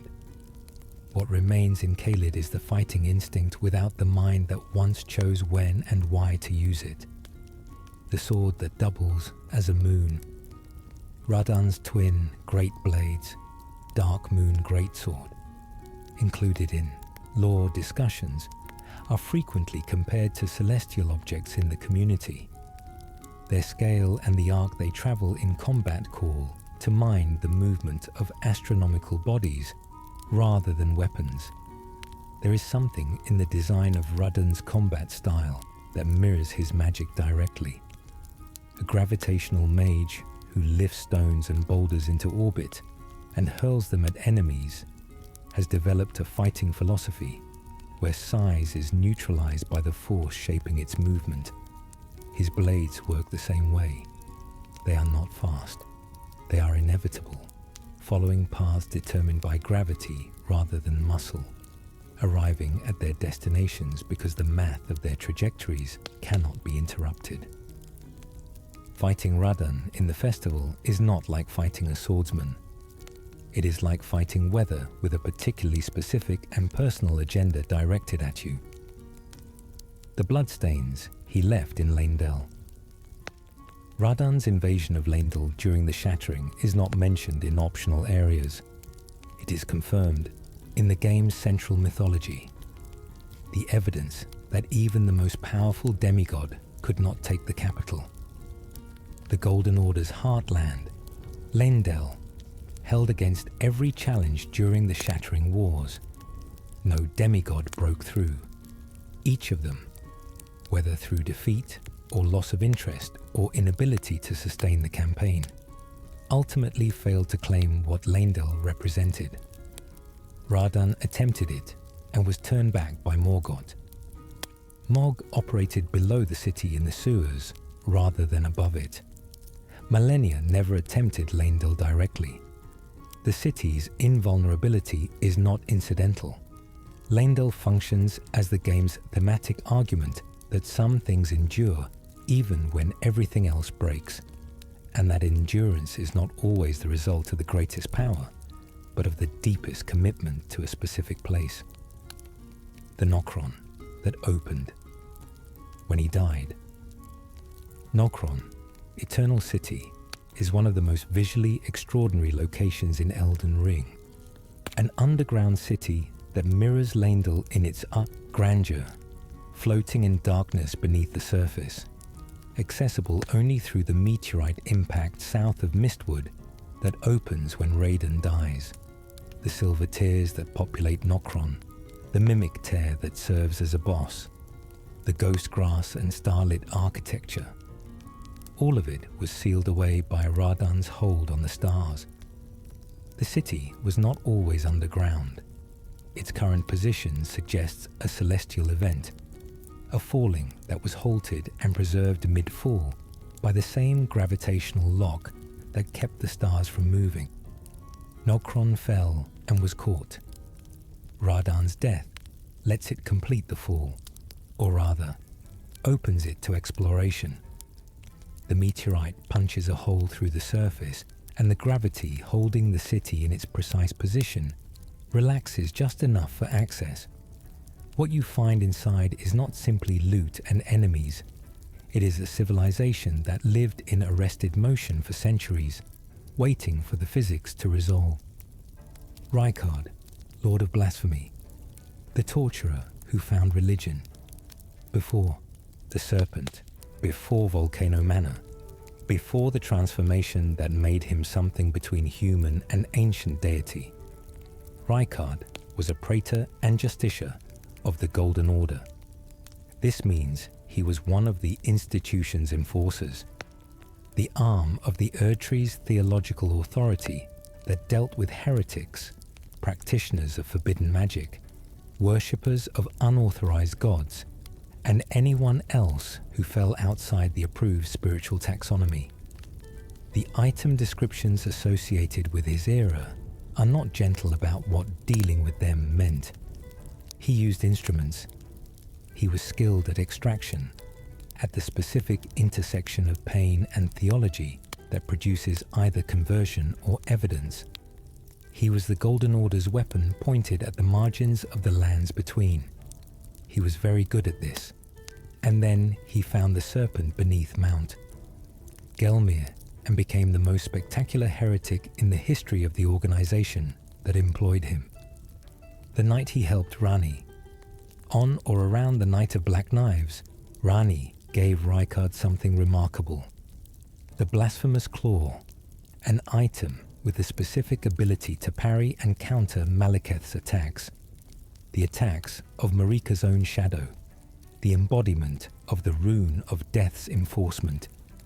This is a weapon designed to resist the god who enforces divine endings. Why would Rykard need this? And why would Rani trust him with it? The answer to both questions is the same. They shared a goal, which was independence from the greater will's authority. Rani wanted freedom from Empyrean predestination and the divine plan that would have made her the next Marika. Rykard had already developed serious philosophical objections to the Golden Order he had spent his career enforcing, objections deep enough that he was already planning his departure from the institution. Both of them wanted out of the theological hierarchy. The Night of Black Knives was Rani's exit. The blasphemous claw was Rykard's key to ensure his own exit would not be permanently closed by Malekith's divine enforcement. After that night, they went their separate ways. Rani toward the stars, Rykard toward the volcano. The god beneath the mountain, the god-devouring serpent, did not arrive with the Golden Order. It predates the Erd Tree, predates Marika's ascension, predates the entire cosmological framework that the game's present operates within. It is an ancient deity from a religion the Golden Order erased, the same process by which the Order erased the Crucible, absorbed or destroyed the ancient dragon faith, and built Leyndell over the bones of whatever occupied that plateau before. The serpent had been sleeping in the volcanic depths of Mount Gelmir, attended in secret by practitioners of a forbidden cult that survived in fragments despite the Order's efforts at suppression. Rykard discovered it during his time in the Altus Plateau region, recognized what he was looking at, and understood the offer it represented, where the Erd Tree offered grace within a defined hierarchy that placed Marika at the top and worked downward from there. The serpent offered something structurally different: endless growth through consumption, immortality through the act of eating, power that accumulated without ceiling as long as there was something left to devour. For someone who had spent his career as the enforcement arm of a fixed hierarchy, the serpent's alternative was not just spiritually appealing, it was philosophically irresistible. A god consumed a god. Rykard did not tame the god-devouring serpent. He fed himself to it. This distinction matters enormously. He did not arrive with a leash and collar and force submission from an ancient deity. He offered himself as a meal, walked into the serpent's presence, and presented himself as food, believing with complete confidence, a confidence that turned out to be correct, that his consciousness would survive the consumption, that the serpent's immortality would become his own, that being eaten by a god would make him a god in return. His face manifested on the serpent's neck. He speaks through its mouth. He is inside it, fused with something prehistoric and enormous. And from inside that fusion, he articulates the plan that drives everything happening at Volcano Manor, devouring the gods who built the system he once served. Join me, and together we shall devour the gods. Is not theatrical posturing. It is a specific project with a specific intended target. He wants to consume the greater will. He wants to eat his way up through the divine hierarchy the same way he was eaten by something beneath it, completing a circuit from enforcer to heretic to apex predator that only makes complete sense when you see all the pieces together. The machines that hunt for dinner.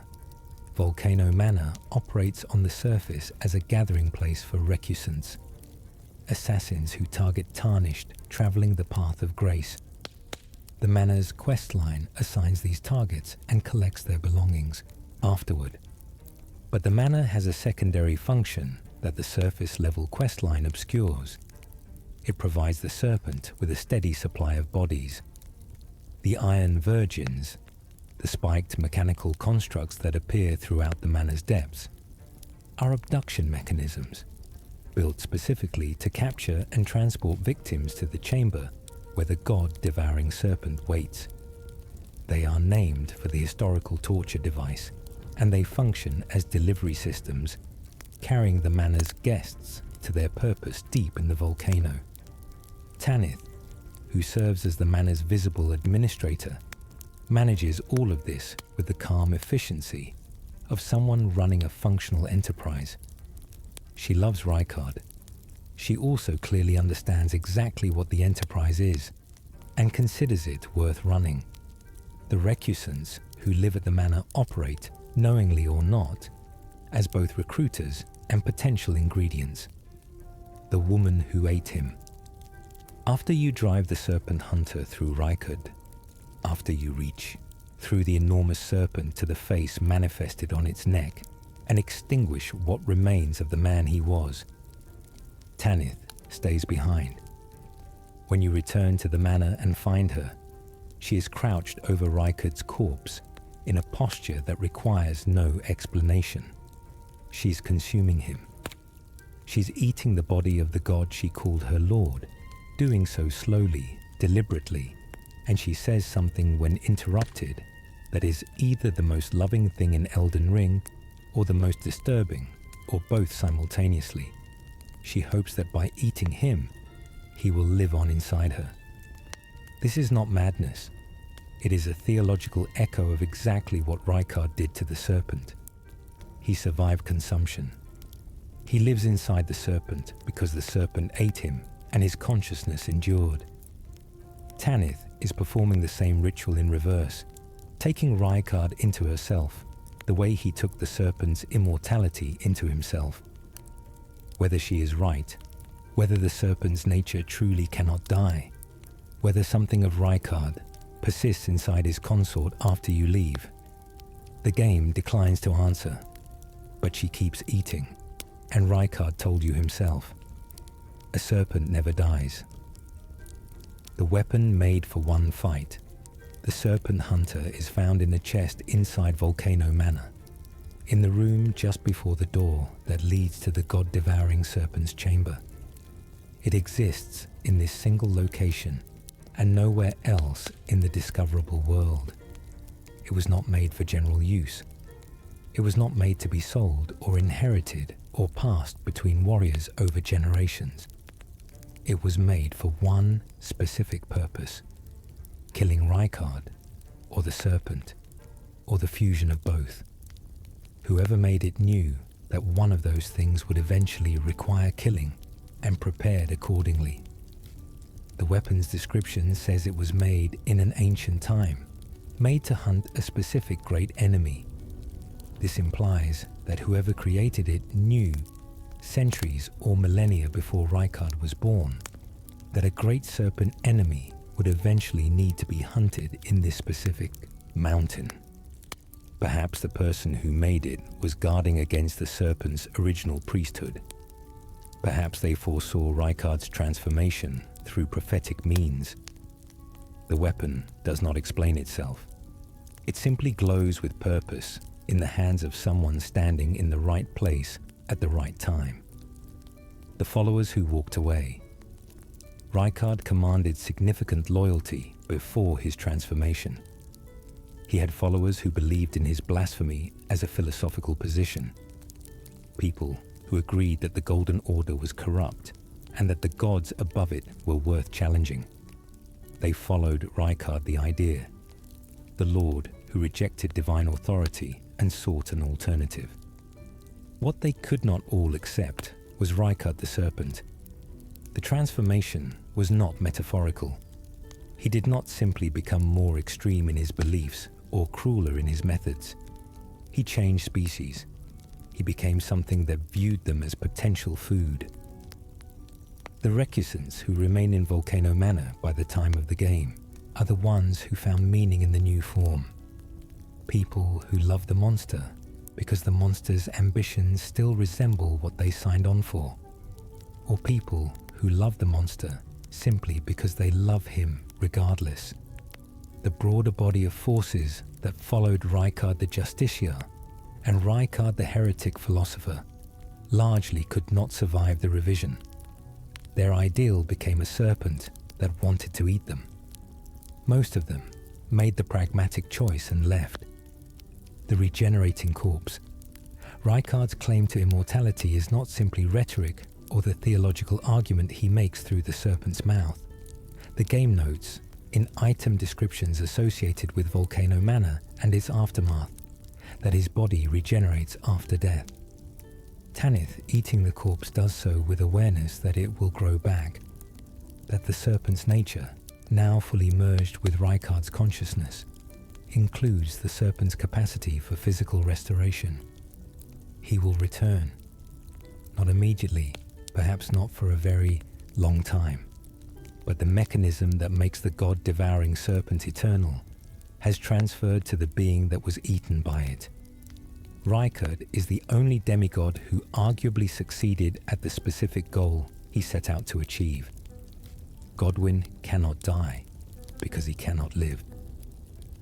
Miquella struggled for centuries toward a godhood he only reaches at the cost of everything else.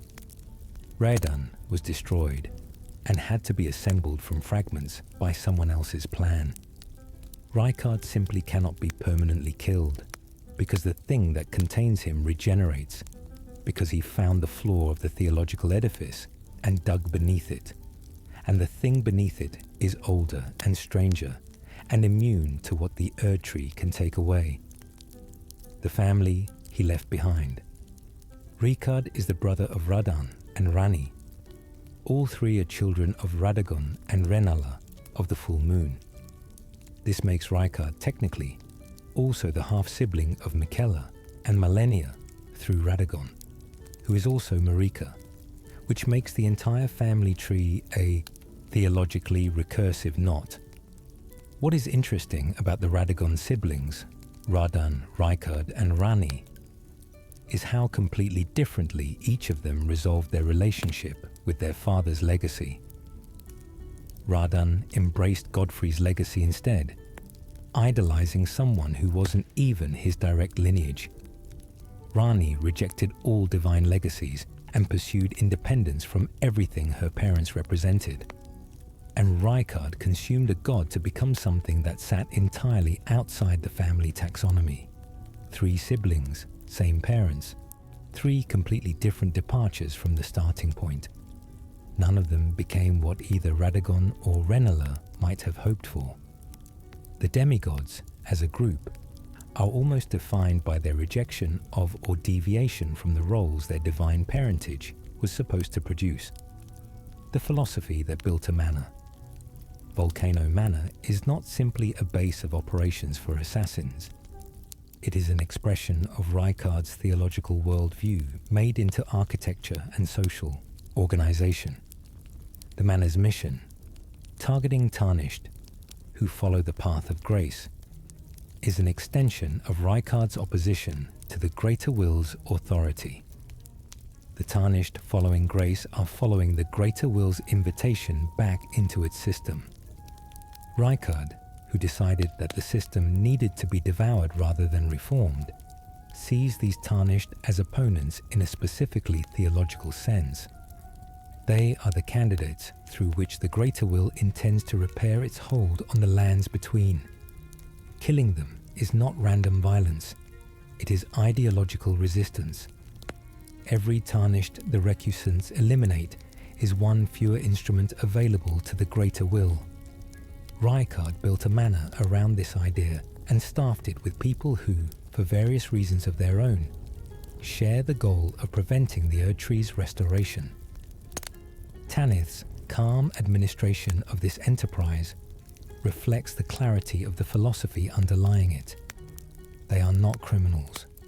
They are revolutionaries who happen to also feed people to a serpent. What the lava hides. Beneath Volcano Manor, deep in the Mount Gelmir caldera, there is more than just the god-devouring serpent's chamber. The Volcano Manor questline's dungeon crawl takes you through areas that reveal the manor's layers, upper rooms of refined social interaction and recusant contracts, middle floors of increasingly disturbing mechanical installations, and lower chambers that are pure geological threat. Lava flows and magma worms, and the heat of something that was always beneath the surface. The structure of the Manor mirrors Rykard's own structure. The respectable surface of the Lord's Manor conceals increasingly extreme contents the deeper you go, until you reach the bottom and find not the Lord you expected, but a serpent who used to be one. The dungeon's architecture is the man, the lava worm he left behind, magma worm. Marker guards the passage between the Academy of Raya Lucaria's lake and Altus Plateau. He is not directly connected to Rykard's narrative, but his existence as a magma worm, a creature associated with the ancient volcanic traditions that the god-devouring serpent represents, suggests something about the deep geological theology of the lands between. The god-devouring serpent is the most organized and powerful expression of this volcanic divine tradition, but it is not the only one. There are worms and serpentine entities throughout the game that belong to the same spiritual lineage. Old, fire-associated pre-Erdtree. When Rykard chose the god-devouring serpent, he was aligning himself with a category of divinity that had been present in the lands between since before the current cosmological order. He was not choosing an isolated aberration, he was choosing a lineage. The Miquellan charm in combat. Miquella's charm ability is described in the game's lore through its effects on others, but it also shapes his combat style in the DLC. Promised consort Radan's second phase, Inayab, which Miquella's divine presence layers over Radan's physicality, is partly a visual representation of how Miquella's charm functions. He does not replace what was there, he supplements it, wraps around it, uses the other person's power as an extension of his own will. The golden light that radiates from behind Radan's armor in the second phase is Miquella. The boss fight, Reader's Lore, is not a fight against Radan and Miquella alternating. It is a fight against what Miquella does to the people he loves. He makes them more than they were, at the cost of their independence, and the result is both magnificent and terrible. The Haligtree's failing defense. By the time you arrive at the Haligtree in the late game, it is dying. The outer branches are dead and brittle. The inner sections are choked with scarlet rot. The clean rot knights who remain are fighting a losing battle against the rot that has spread from Millennia's dormant presence at the tree's heart. Millennia has been lying in a coma at the center of the Haligtree for years, possibly decades, slowly poisoning the tree she was supposed to be protected inside. The Haligtree was built by Miquella to protect and eventually cure her. Instead, her dormant body has been infecting it from within, the outer god inside her spreading through the roots Miquella bled into. The tragedy is structural. The place built to contain her curse has been consumed by it while he was absent. The Haligtree is Miquella's greatest project, rotting from the inside out in the exact way the Golden Order always claimed unalloyed faith could not be corrupted. Millennia's undefeated record. I have never known defeat. This is what Millennia says when you reach her arena. It is not a threat or boast in the conventional sense. It is a statement of fact she has maintained across her entire life. A life that included the Battle of Aeonia, which resulted in mutual destruction and the devastation of Caelid.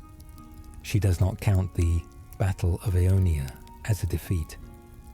She and Radan fought to a stalemate. She triggered the bloom and the battlefield was destroyed. From her perspective, the outcome was not that she lost. The outcome was that she chose to use the outer god's power rather than be overcome, and she survived. The semantics matter to her. The record matters to her. Whatever has been taken from her by the rot, her arms, her legs, her eye, eventually her sanity in the second phase, has not included her undefeated record, because she has structured her understanding of every encounter to ensure the record survives intact. It is both impressive and a little heartbreaking, the way some truths are kept alive through very careful definitions. The weight of what she carries. There is a particular poignancy to Millennia's situation that the game rarely makes explicit. She has spent her entire life being defined by something she did not choose. The outer god that lives inside her chose her before she was born. She did not apply for the candidacy of being a vessel for divine rot. She was simply born with it, the way a child is born with a genetic condition that will shape every day of their life from that point forward. Everything she has done, the training under the blind swordsman, the golden prosthetics Michaela made, the campaign she fought, the battle she ended with a bloom, has been a negotiation with the thing she was born carrying. She became the greatest warrior in the lands between inside a body that was simultaneously trying to transform into something other than a warrior. The achievement is immense. The context for it is unbearable. When you stand in her arena and she says she has never known defeat, you are listening to someone who has been fighting on two fronts simultaneously, against every opponent she has ever faced and against herself, and who has so far refused to lose either. M-O-H-G, Lord of Blood, the prison at the bottom of the world. Long before, Mog became the Lord of Blood, before the dynasty, before the formless mother, before any of it, he was a child locked underground. He and his twin brother Morgoth were born as Omen, which in the world of Elden Ring is a condition marked by tangled horns growing from the body, a physical trait that was once considered divine in older eras, but became reviled under the Golden Order. Omen blood was considered accursed, a deviation from the purity the Erd Tree demanded. The twins were royal children, direct offspring of Queen Marika the Eternal and Godfrey, first Elden Lord. And yet their birth triggered not celebration, but concealment. They were shackled and placed in the subterranean shunning grounds beneath Lendel, imprisoned indefinitely in a place built specifically to hide things the Golden Order found shameful. They were not executed. They were not harmed in the way common Omen were. Common Omen had their horns violently excised in a painful surgical process designed to suppress their nature. But Omen of royal blood were treated differently, not out of mercy, but out of appearance. You do not mutilate the children of a goddess, you simply make them disappear. Mog and Morgoth spent an indeterminate period of their childhood and beyond in that underground dungeon, unacknowledged, unvisited, told by their very existence that the world above considered them too ugly and too wrong to be seen. The eye that saw a god. The way Mog found the formless mother is directly connected to his Omen nature. Omen are not simply people with horns. The horns that grow on their bodies are physical manifestations of the crucible, the primordial state from which the Erd Tree emerged. They carry in their flesh echoes of something ancient and divine that predates the current theological order. In Mog's case, the growth was particularly severe. One of his omen horns grew inward, perforating his skull and penetrating his right eye. He lost the sight in that eye. But what that perforation opened is deeply interesting. A recurring pattern in Elden Ring's lore is that communion with outer gods, the cosmic entities that exist outside the official theology of the greater will, seems to require a particular kind of visual loss or distortion. Hyetta, who follows the frenzied flame, is blind. Millennia's eyes were corroded by the outer god of rot that lives inside her. And Mog, whose eye was pierced by his own horn, found himself able to perceive the formless mother in the darkness of the shunning grounds. His physical wound became the aperture through which something vast and ancient looked back at him. The accursed blood that the Golden Order hated him for was exactly what the formless mother found beautiful. The mother who loves wounds, the formless mother's name tells you most of what you need to know about her. She is called both the formless mother and the mother of truth, and the item descriptions associated with her worship return repeatedly to one image: the wound. The blood boon incantation, one of her primary ritual expressions, describes how when Mog stood before her in the underground, his accursed blood erupted with fire, and he became besotted with the defilement he was born into. Mogwyn's sacred spear, the instrument of communion with her, states simply that the Mother of Truth desires a wound. She is omnipresent, meaning she can be reached from anywhere in the lands between through the right ritual, and her power operates through blood. She took what the Golden Order had designated as Mog's greatest shame, his omen blood, his accursed biology, and transformed it into a source of genuine divine power. She did not ask him to purify himself or transcend his nature. She asked him to embrace it completely, to find in the thing he was condemned for the very mechanism of his ascendance. For someone who had spent years in underground imprisonment being told he was defiling to the world above, this must have felt like the only honest relationship he had ever been offered. The dynasty he built in the dark. After the shattering fractured the Elden Ring and sent the demigods to war, Mog did not do what most of his siblings did. He did not try to claim Leyndell. He did not enter the chaos of the surface wars in search of a throne. He moved laterally and downward, establishing Mogwyn Palace, an extraordinary space accessible only through a secret passage hidden in the consecrated snowfield, or through a specific quest chain involving Vare, the war surgeon. The palace itself is visually unlike anything else in the lands between. It is not a ruin or a dungeon. It is a constructed dynasty, blood-soaked and red-skied, an entire architectural statement built in Mog's name.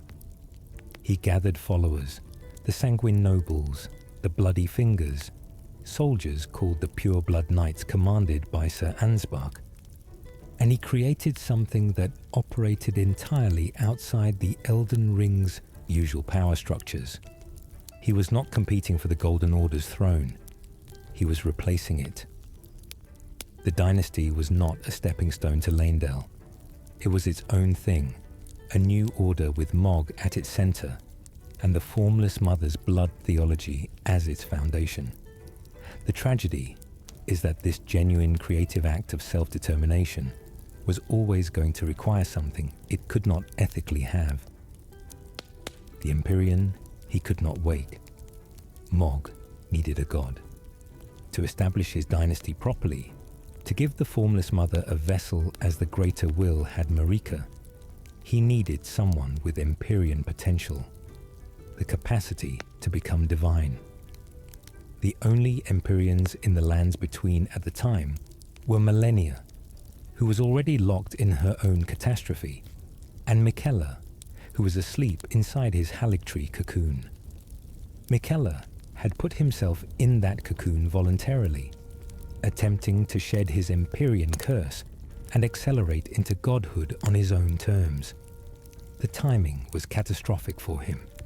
In his most vulnerable state, with his consciousness submerged and his body undefended inside the golden egg hanging in the Halik tree, Mog arrived. He abducted Miquella, took the entire cocoon, and transported it to Mogwin Palace, where he installed it in a chamber and began the process he believed would awaken his new god. He had his followers make offerings of blood, drenching the chamber. He waited. He spoke to the unresponsive cocoon. He called Miquella his dearest, his dynasty's future. No matter how long Mog shared that bloody bedchamber, Miquella never responded. The young Empyrean was either already pursuing his own separate agenda entirely, or had been enchanted in a way that made Mog's efforts irrelevant. The Lord of Blood had built an entire world for someone who would never acknowledge him. The enchantment he never noticed, the DLC shadow of the Erd tree, reveals something that recontextualizes Mog's entire story. At some point after the abduction, Miquella used his unique power, the ability to inspire love and devotion in others, stripping them of their will, on Mog himself. Mog was enchanted. The obsessive devotion he showed toward Miquella, the tenderness in his boss dialogue, the way he addressed the sleeping god as his dearest, all of this was not natural. It was induced. Miquella did not love Mog. He used him as a vessel for a ritual, a body to be transported to the land of shadow, where Miquella had actual plans he was executing independently. The Mog, who you fight in Mogwin Palace, is someone who has been magically compelled to love a person who views him as a tool, tending to a cocoon that contains something using him. After Mog's death, his corpse is transported to the land of shadow and used in an ancient ritual at the Gate of Divinity to resurrect Radan, Miquella's true chosen consort, from his broken state. Mo is present for Miquella's divine ceremony, the way a sacrificial vessel is present, necessary but not valued, used completely. For someone whose entire life was defined by the Golden Order refusing to see his worth, being used and discarded by the god he worshipped is a tragedy almost too brutal to fully absorb. The twins who chose opposite paths.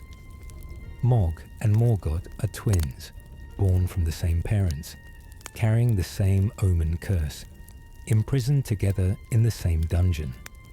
Their different responses to that shared beginning define them as mirror images who somehow arrived at completely opposite philosophies.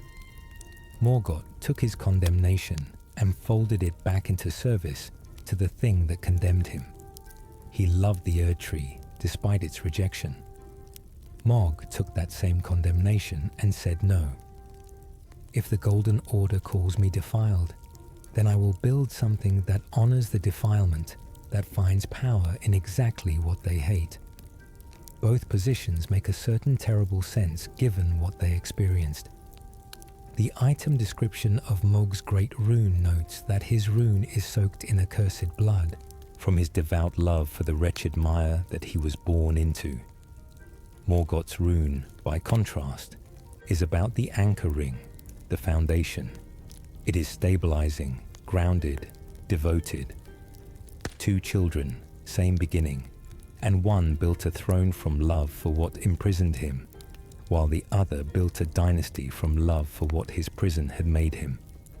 Neither of them ever received what they actually deserved, which was simply to have been loved as children without conditions attached to their biology.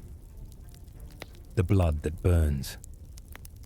One of Mog's most distinctive abilities is his use of blood flame, fire conjured from his own omen blood, ignited by the formless mother's influence. The omen blood itself has flammable qualities even without divine intervention. When you fight Morgoth, His blood also briefly erupts into flame at moments of the combat, even though he never communed with the formless mother and actively rejected his omen nature. The blood is inherently volatile. Mog's communion with the formless mother simply refined that volatility into a controllable tool. His blood boon ritual, the move he performs when he jabs his spear into the air 3 times and places rings of blood around you, is a direct expression of his religious practice, a communion gesture that converts the arena into a sacrificial space. During this phase, he is not simply fighting, he is conducting a rite. The blood he calls down is the formless mother's answer, her approval expressed as destructive fire. The fight against Morg is, among other things, a religious ceremony being performed on your body. His words during the ritual, "O kindred of rot, ye spurned and tattered, all rot and ruin that ye are a formal address, the language of a priest performing last rites on someone they consider already given to their god. The war surgeon who tamed his blood." Among Morg's followers, Vare occupies a uniquely interesting position. He is a war surgeon, a medical practitioner who specialized in treating the wounded on battlefields, and one of his specific skills was the ability to tame Morg's accursed blood, making it workable as a tool rather than an uncontrollable condition. This is an extraordinary skill set, a doctor who understood the omen blood well enough to give its possessor agency over it. Vare is also one of the first NPCs a player encounters in Elden Ring, standing at the first step site of grace in Limgrave, offering guidance and calling you maidenless with particular contempt.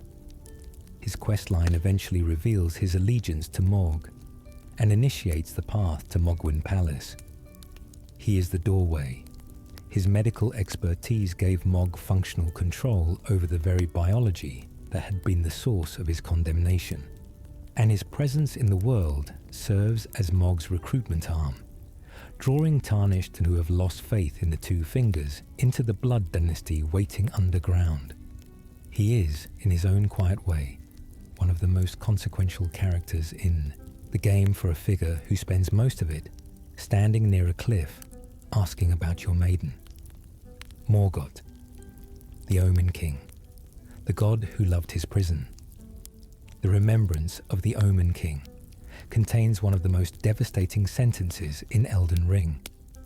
Though born one of the graceless Omen, Morgott took it upon himself to become the Erdtree's protector. He loved not in return, for he was never loved, but nevertheless, love it he did. This is the complete story of Morgott compressed into 3 lines. He was born wrong by the standards of the theology he would devote his existence to defending. The Erdtree that he protected had no mechanism for loving him back. It is not capable of personal love. But even if it were, it had already classified him as defiled and imprisoned him underground. He protected it anyway, not because he was forced, not because he expected reward, but because he loved it.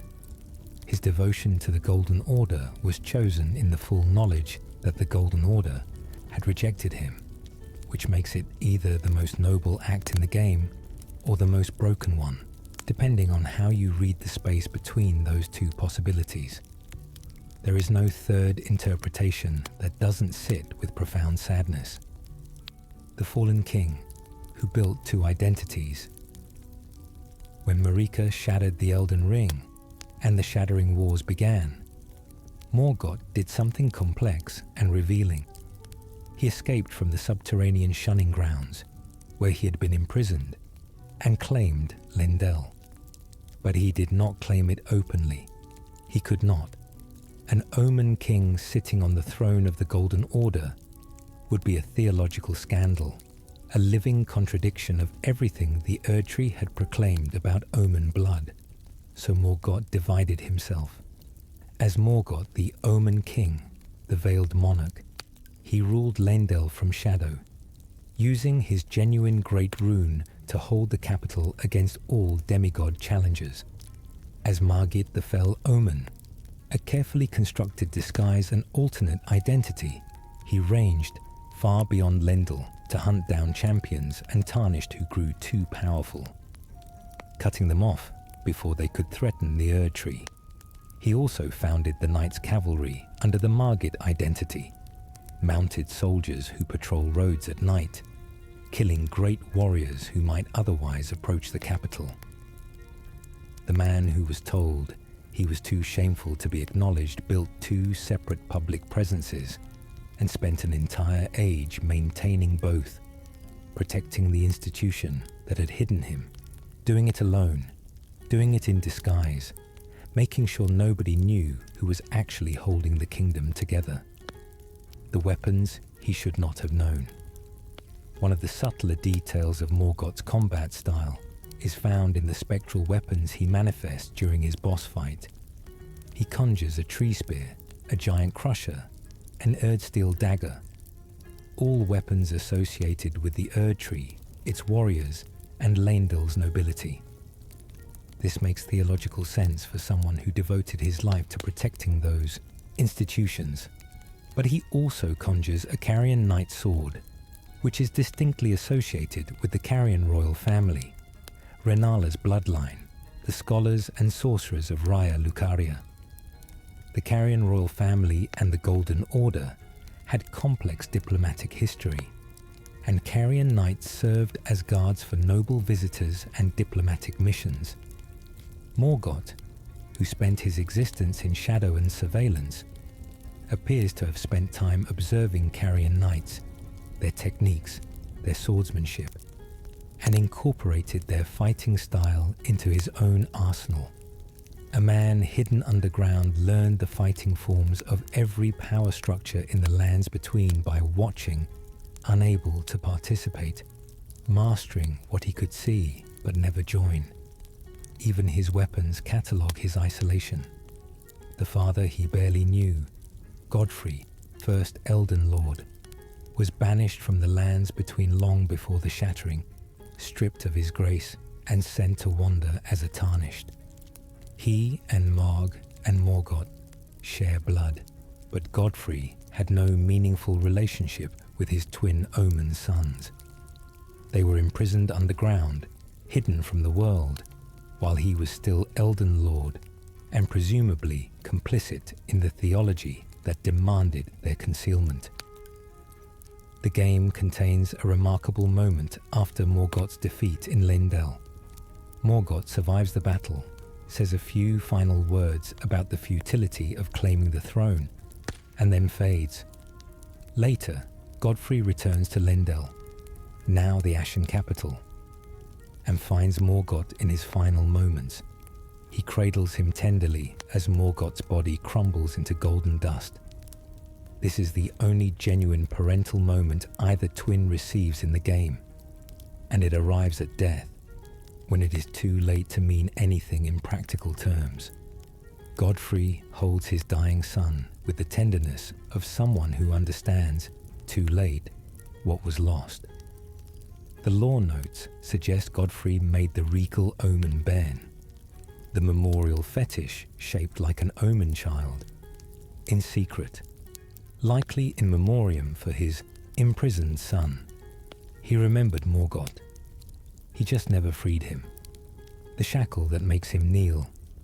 Margit's shackle is an item players can find in Elden Ring that, when used during the Margit or Morgoth boss fights, temporarily pins the boss to the ground. It buys you a few free hits.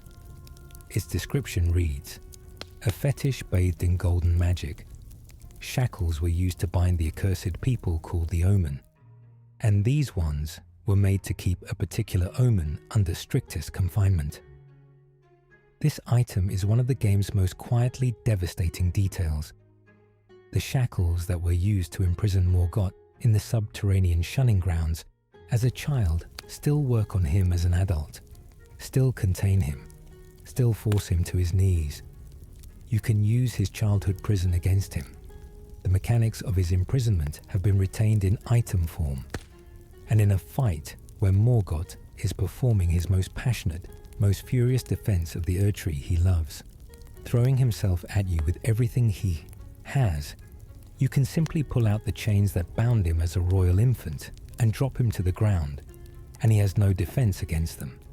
The game allows you to perform his original imprisonment as a combat technique. It is the kind of detail that feels almost cruel in its precision. The Graceless King's last words. When you defeat Morgoth in Leyndell and approach him afterward, he does something most bosses do not. He continues to exist. He is still alive, crumpled near the Elden throne, and he speaks to you. His final words are not a villain's defiance or a hero's grace. They are the words of someone who has spent their entire existence trying to protect something that cannot accommodate them. He tells you the Erdtree wards off all who approach, that everyone is forsaken, that no one can claim the title of Elden Lord. He includes himself in this. We are all forsaken, as if only now, at the end, he can say aloud what he has always known. The throne is stained by his curse, he says. He cannot bear the shame of it. He has spent his whole existence defending access to something he was never permitted to enter himself. His love for the Erdtree was genuine and total. His understanding that it would never receive him was also genuine and total. He held both of these truths simultaneously and chose service anyway. When he fades, the question he leaves behind is whether that choice was devotion or self-destruction, and whether there is actually a difference when the object of devotion has never loved you back. The Knights Cavalry. He founded. The Knights Cavalry are one of Elden Ring's most visually striking recurring enemies. Spectral mounted warriors who appear only after dark, riding through specific areas of the lands between and attacking any who cross their path. They are dangerous, aggressive, and completely silent. Players who know to look for them can find specific Knights Cavalry bosses carrying unique weapons and equipment. What most players don't know is that they are Morgoth's creation. He founded them under his Margit identity as an active measure of Erdtree defense, tasking them with hunting down powerful warriors and champions who might otherwise grow strong enough to threaten the capital. They are his extended arm in the world, continuing their patrol long after his death, presumably bound to their mission in the way that things in Elden Ring often remain bound to purpose, past the point when it would make sense to stop. The Knights Cavalry represent the practical implementation of Morgoth's protective impulse. Not just one man standing at the door, but an entire mounted force extending that protection across every major route. He built an institution around his loneliness, turning his single act of devotion into something that would outlast him.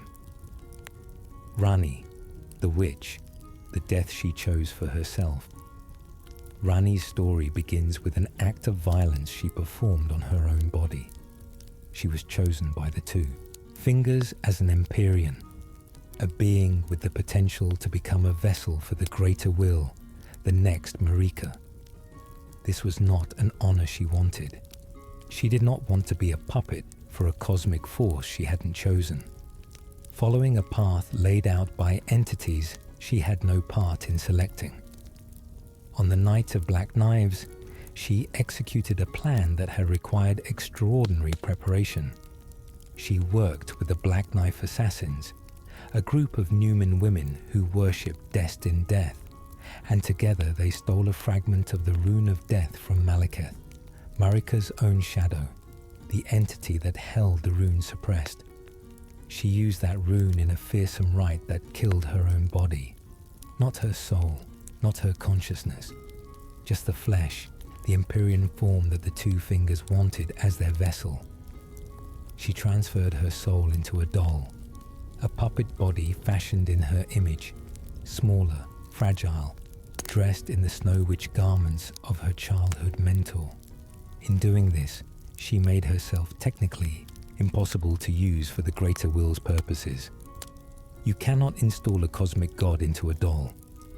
She destroyed her own potential divinity on purpose, to free herself from the destiny someone else had written for her.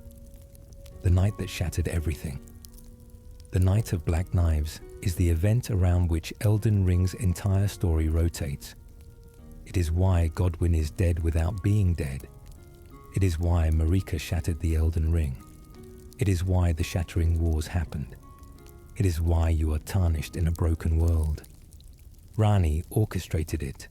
She coordinated the theft of the Rune of Death from Malekith, the assassination of Godwyn, whose soul, not body, was killed in a deliberate inversion of the soulless death she arranged for herself, and her own self-execution, all in the same night. The simultaneous soul death of Godwyn and body death of Ranni represents a unique theological event. Two children of Marika died that night in different and unprecedented ways. One losing soul while body persisted. One losing body while soul persisted. The perfect symmetry of this suggests it was not coincidental. The curse mark of death, which appears on both Godwyn and Ranni, confirms their fates were designed as a matching pair. A crack split down the center of something that should have remained whole. The world of Elden Ring is what it is because one person decided, with extraordinary thoroughness, that she was not going to be what she was told to be. The doll that hid in plain sight. After the Night of Black Knives, Ranni spent a period hiding. Her old body was left at the top of the divine tower of Liurnia, burned and ruined, bearing the curse mark of death. Her new doll form was unknown to most. She appeared briefly at the church of Elle early in the game as Renna, borrowing the name of her deceased mentor, the Snow Witch who taught her cold sorceries, and gave the player a spirit-calling bell without explaining who she was. This is not accidental misdirection. Ranni was actively managing who knew about her new existence and how. Her real base of operations at Ranni's Rise in northern Liurnia was protected by a royal knight, accessible only through Carrier Manor. Her servants, War Counselor Iji, Preceptor Seluvis, and Blade the Half-Wolf, were the only ones who knew her true nature and location. She was running a covert operation from inside a doll body, coordinating the next phase of her plan, remaining invisible to the Two Fingers and their agents for as long as possible. The detail that she borrowed her dead mentor's name for her disguise, Renna, not Ranni, suggests grief alongside strategy. She didn't pick a random alias. She carried someone she loved into the subterfuge. The wolf she raised like a brother. Bled is one of Elden Ring's most affecting characters, and understanding what he is makes his story more devastating rather than less.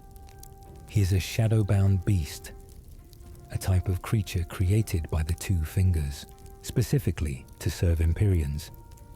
When Ranni was identified as a potential successor to Marika, the Two Fingers gave her a shadow.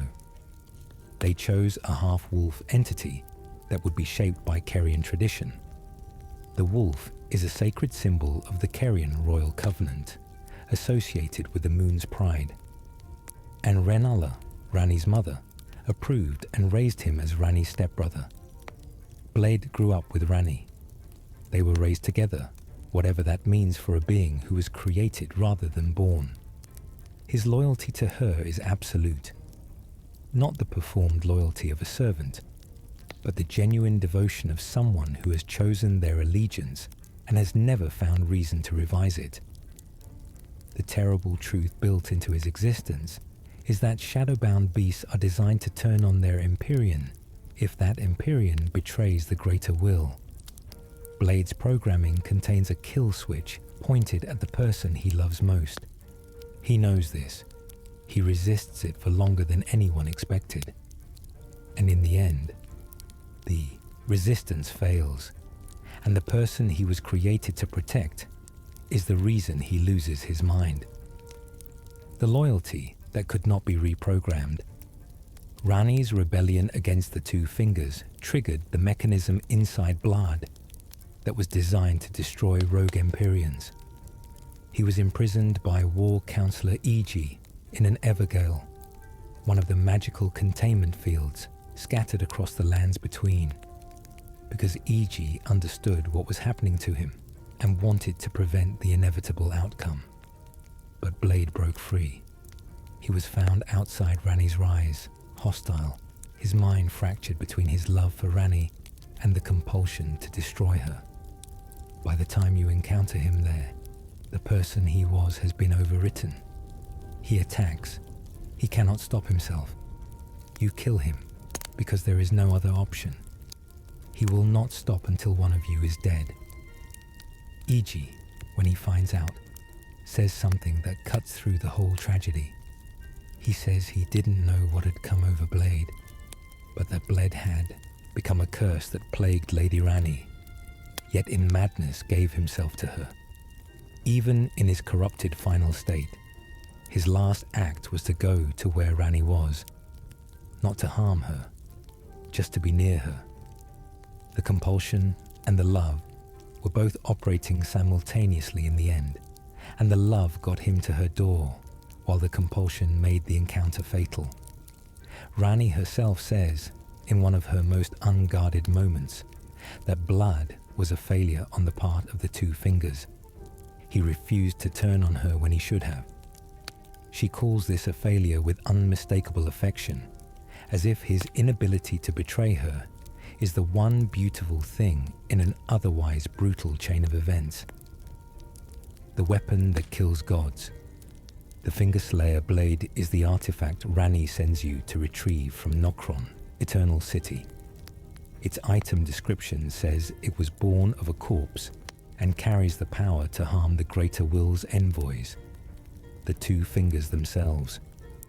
This is what it is for, killing the divine representatives of the cosmic force that chose Rani as his vessel without her consent, and has been sending assassins after her since her rebellion. The blade was kept in Nokron because Nokron, the underground Eternal City, was sealed away from the surface by Redun's gravity hold over the stars. To access Nokron, you have to defeat Radan, which is why Rani's questline requires his death. She needed the stars to move, which required the one demigod who had frozen them to be eliminated. Every step of her plan connects to every other step. The night she killed Godwyn created the conditions that eventually led to Radan's deterioration in Caelid. Radan's deterioration made the Radan Festival possible. The festival gave her an agent capable of killing him. His death opened Nokron. Nokron held the blade. The blade kills her Two Fingers. The chain stretches back years and requires perfect patience to execute, and she executed it without error. The cold path through the underground. After Rani receives the Fingerslayer blade, she descends from Rani's rise and enters a phase of her journey that involves moving through the underground world of the lands between Ainsel River, Noxtella Eternal City, the Lake of Rot. She does this in her doll body, traveling toward the Cathedral of Manoceles on the Moonlight Altar. The journey is not simply logistical. The underground network she passes through is connected to the moon, to the cold sorceries of her heritage, to the dark moon that became her symbol. Noxtella holds the Eternal City that her Nox ancestors built in reverence for the stars and moons. People who looked upward and built civilizations in honor of what they saw. The Lake of Rot sits above Astel, natural born of the void, a creature of space, an entity from outside the world that serves as a guardian of the path she needs to take. To reach her ending, she must pass through everything her tradition is rooted in. The underground cities of her ancestors, the cosmic entities that live beyond the sky, the cold dark that the Snow Witch taught her to navigate. Her path is a journey through her own inheritance. The marriage she offered at the end, at the Cathedral of Manuselles, deep in the moonlight altar, Rani reaches the endpoint of everything she has been building toward. She slays the two fingers that have been hunting her, abandons her doll body, and assumes her true divine form, the new god she has become through her own choices rather than through the greater will's installation. The dark moon ring that you carry to her is the culmination of this. It is the symbol of her new age, a cold compact between equals that she describes as a betrothal. She takes the tarnished as her consort, not a servant, not a follower, but a partner who will travel with her into the cosmos. The Age of Stars ending is Rani's vision made manifest. The Elden Ring removed from the lands between, the greater will's influence severed, life freed from divine interference. A survey by Famitsu found that Rani's questline left the strongest impression on players of any character in the game. More players achieved the Age of Stars ending than the default Elden Lord ending, despite it being significantly harder to unlock. Statistics from Bandai Namco indicate that 11.7 million players obtained the Dark Moon Greatsword, the reward for completing her quest. She is, in quantifiable terms, the character most players chose to follow to the end. The Snow Witch. She never forgot. One of the smaller but more tender details in Rani's story is the Snow Witch who taught her. Rani encountered this woman in the woods during her youth, an elderly witch dressed in white garments and a frozen wide-brimmed hat, versed in cold sorceries, who became Rani's secret mentor. The witch taught her to fear the dark moon, and through that fear, to understand it, to use it, to make it her own. When Rani created her doll body, the vessel she would inhabit, after the Night of Black Knives, she fashioned it in the Snow Witch's image. The Snow Witch hat with its distinctive wide brim, the heavy grey furs, the white garments. Rani became her teacher in form, carrying the woman who shaped her into everything that came after. She named herself Renna when disguised, using the Snow Witch's name. She stored the Snow Witch's complete outfit in Renna's rise for the Tarnished to find. The mentor had died, and Rani made her own new body a memorial to her. The details of this are small enough to miss entirely. Nothing in the game's mandatory content explains them, but they change the texture of everything you see Rani do. The cold witch who remade the world in her image did it wearing the clothing of someone who loved her first. The Demigod family, the shared curse of being children of gods. Looking at the demigods together, Godwyn, Godfrey, Godric, Miquella, Malenia, Radan, Rykard, Mog, Morgoth, Ranni. A pattern emerges that is not incidental. Almost every one of them is characterized by something that was placed on them before they had the capacity to choose it. Miquella's eternal youth and outer god affliction. Malenia's scarlet rot. Mog and Morgoth's omen birth. Ranni's Empyrean designation. Radan's need to stop the stars from falling. Even Godwyn's status as the beloved golden son, who could not resist a divine assassination that targeted him specifically because of his perfection. The demigods of Elden Ring are not powerful people undone by ambition, though some of them are also that. They are primarily people placed at impossible intersections of divine pressure, born into conditions that demanded things of them, and broken or transformed by the consequences. The tragedy of the shattering is not simply that children fought over pieces of the Elden Ring. It is that children who had never been allowed to simply be children, were suddenly responsible for a broken cosmos, and each of them broke in a different direction, and all the directions ended in war. The names that connect them. George R.R. Martin contributed to Elden Ring's world building, and his influence is visible in the naming conventions of the demigods. Characters whose names begin with specific letter patterns cluster into familial groups. Godfrey, Godwin, Godric. All the god names mark the first lineage, the descendants of the first Elden Lord. Miquella and Malenia share not just parentage, but a naming symmetry that reflects their cursed twinhood. Rani, Radan, and Rykard are the children of Radagon and Renala, sharing the hard R sound that connects them to both parents. Martin himself confirmed that he gave related family members names with something in common. A deliberate stylistic choice that lets you map bloodlines through phonetics.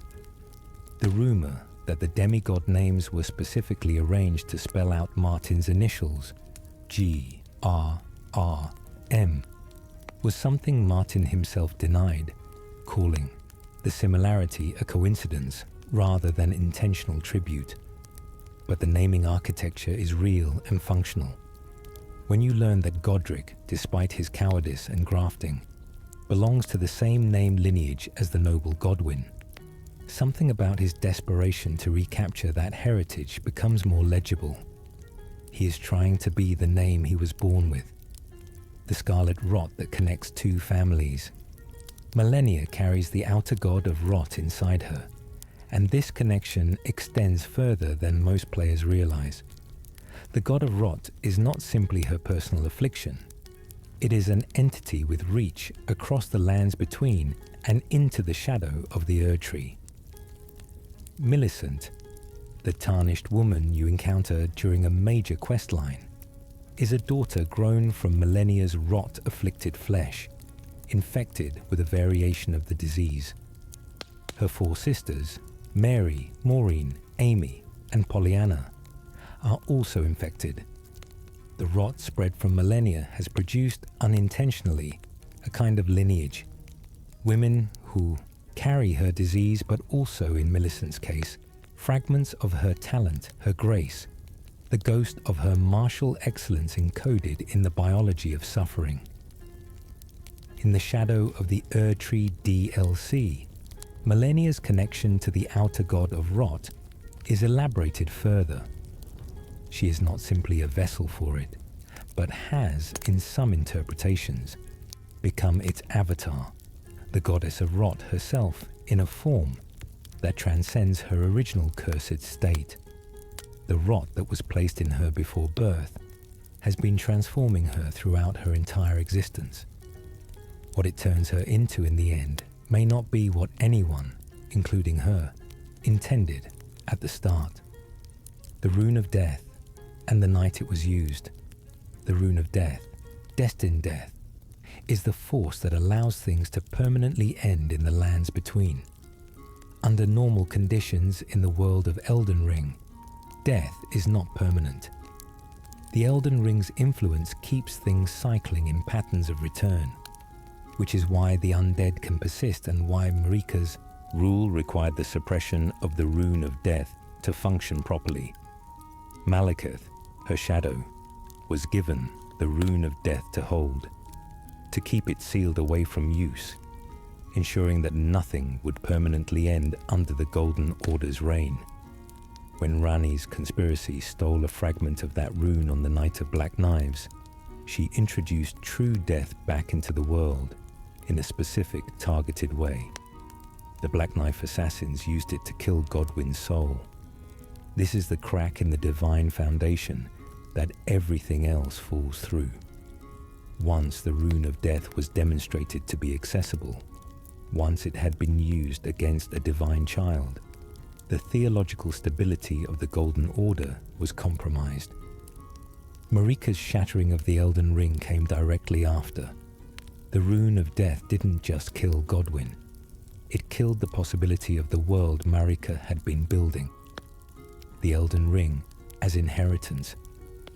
When the Elden Ring shattered, the demigods inherited its pieces. The great runes, each a fragment of the divine order that had structured all reality. What most players don't fully absorb is that the great runes are not simply power-ups. They are each a conceptual piece of what the Elden Ring was. Morgoth's is the anchor ring, the base, the foundation. Mog's is soaked in accursed blood. Malenia's great rune, described in the game as a broken ring, incomplete, damaged by her affliction, represents what Elden Ring calls her half-rune, missing pieces that rot has eaten away. Radahn's great rune restores all attributes simultaneously, reflecting his position as someone who once held all qualities together in one extraordinary person before the rot unmade him. Each great rune tells you something about the person who holds it, their nature, their history, their relationship to the divine order they inherited. The Elden Ring was not just an artifact that broke. It was a complete description of a world, and when it shattered, each shard became a description of whoever claimed it, a portrait made of divine mathematics. The crucible and the horns, the omen condition, the tangled horns that Mog and Morgoth carry, that marks them as accursed under the Golden Order, was not always a mark of shame. Before the Golden Order established its current theology, the crucible was the primordial state of the world, formless, rich with life in all its strange varieties, producing entities with horns and tails and aspects that the current era would categorize as monstrous. The Crucible Knights, who serve as some of the game's most distinguished elite enemies, channel these ancient aspects, growing tails in combat, sprouting wings, calling on the full biological range of the primordial era. The omen horns that Mog and Morgoth were imprisoned for are, in this older cosmology, divine marks of connection to the world's original form.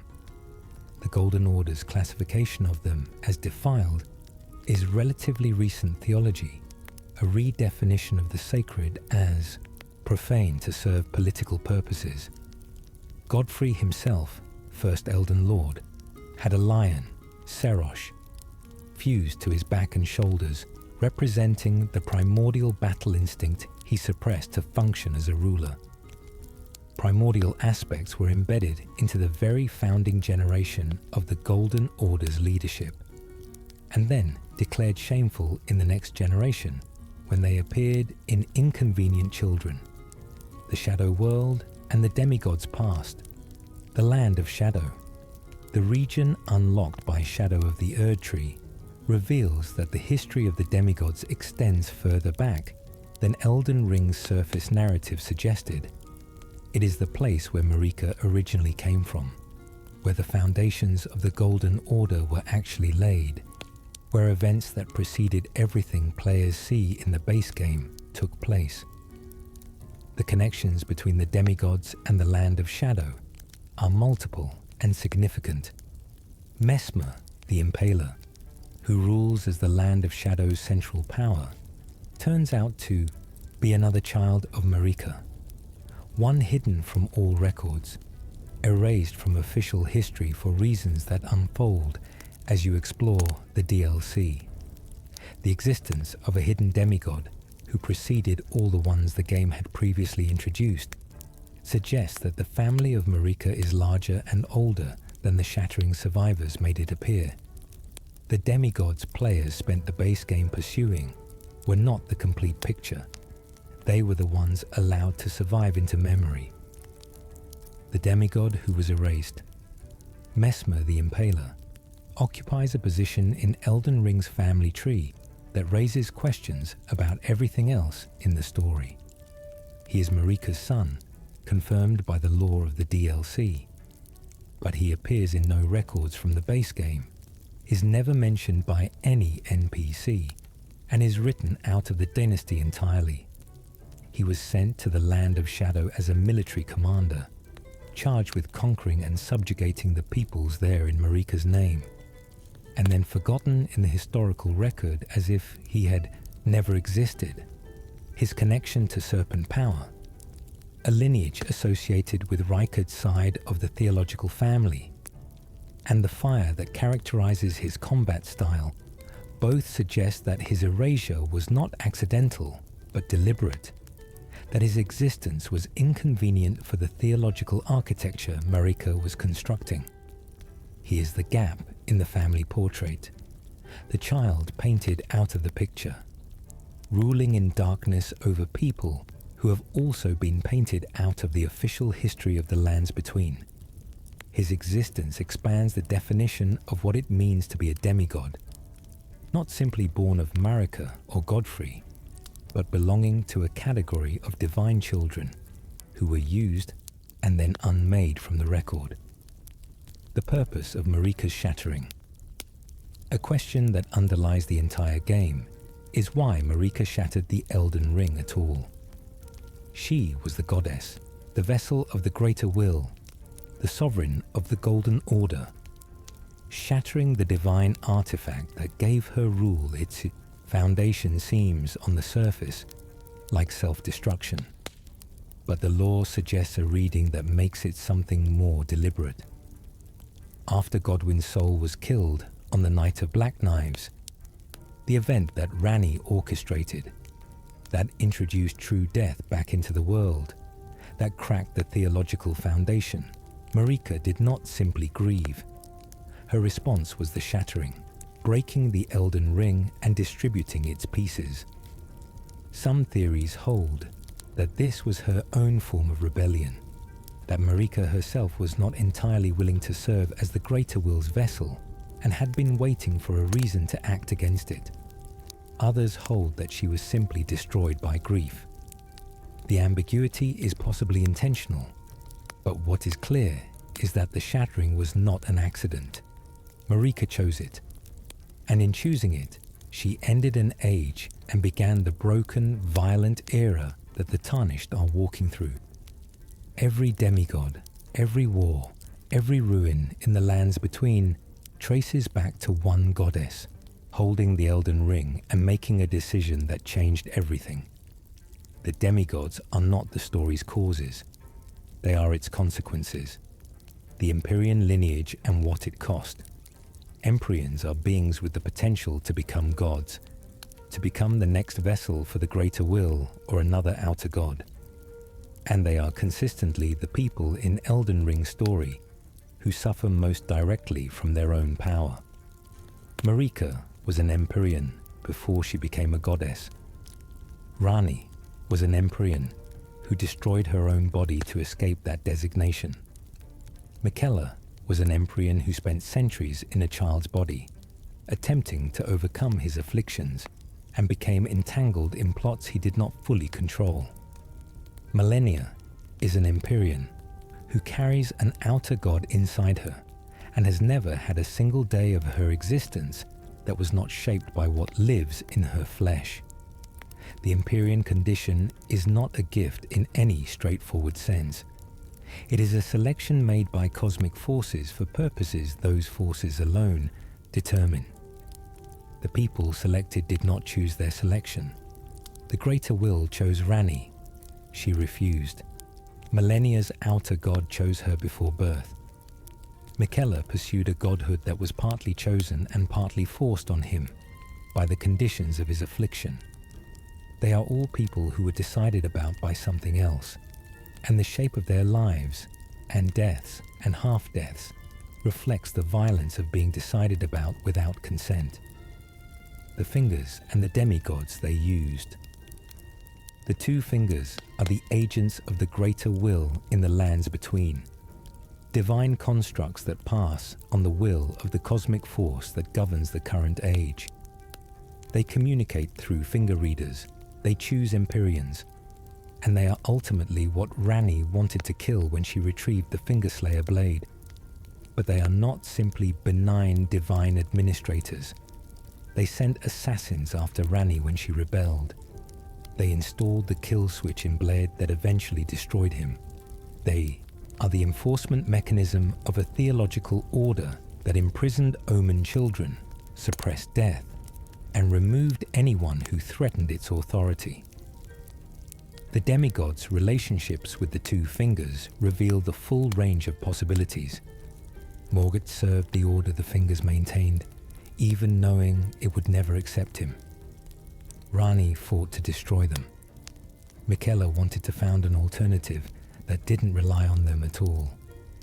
Radan was largely outside their interest. Morg turned to a different outer god entirely. The two fingers are the structure that the demigods were each, in their own way, responding to, either serving, fleeing, fighting, or trying to replace. The weapons that remember them. Every major demigod in Elden Ring left behind a remembrance, an artifact that condenses their essence and can be exchanged for weapons or incantations that channel their power. Godwyn's weapons are not accessible because he left no remembrance, only a body without a soul, which cannot be concentrated into portable form.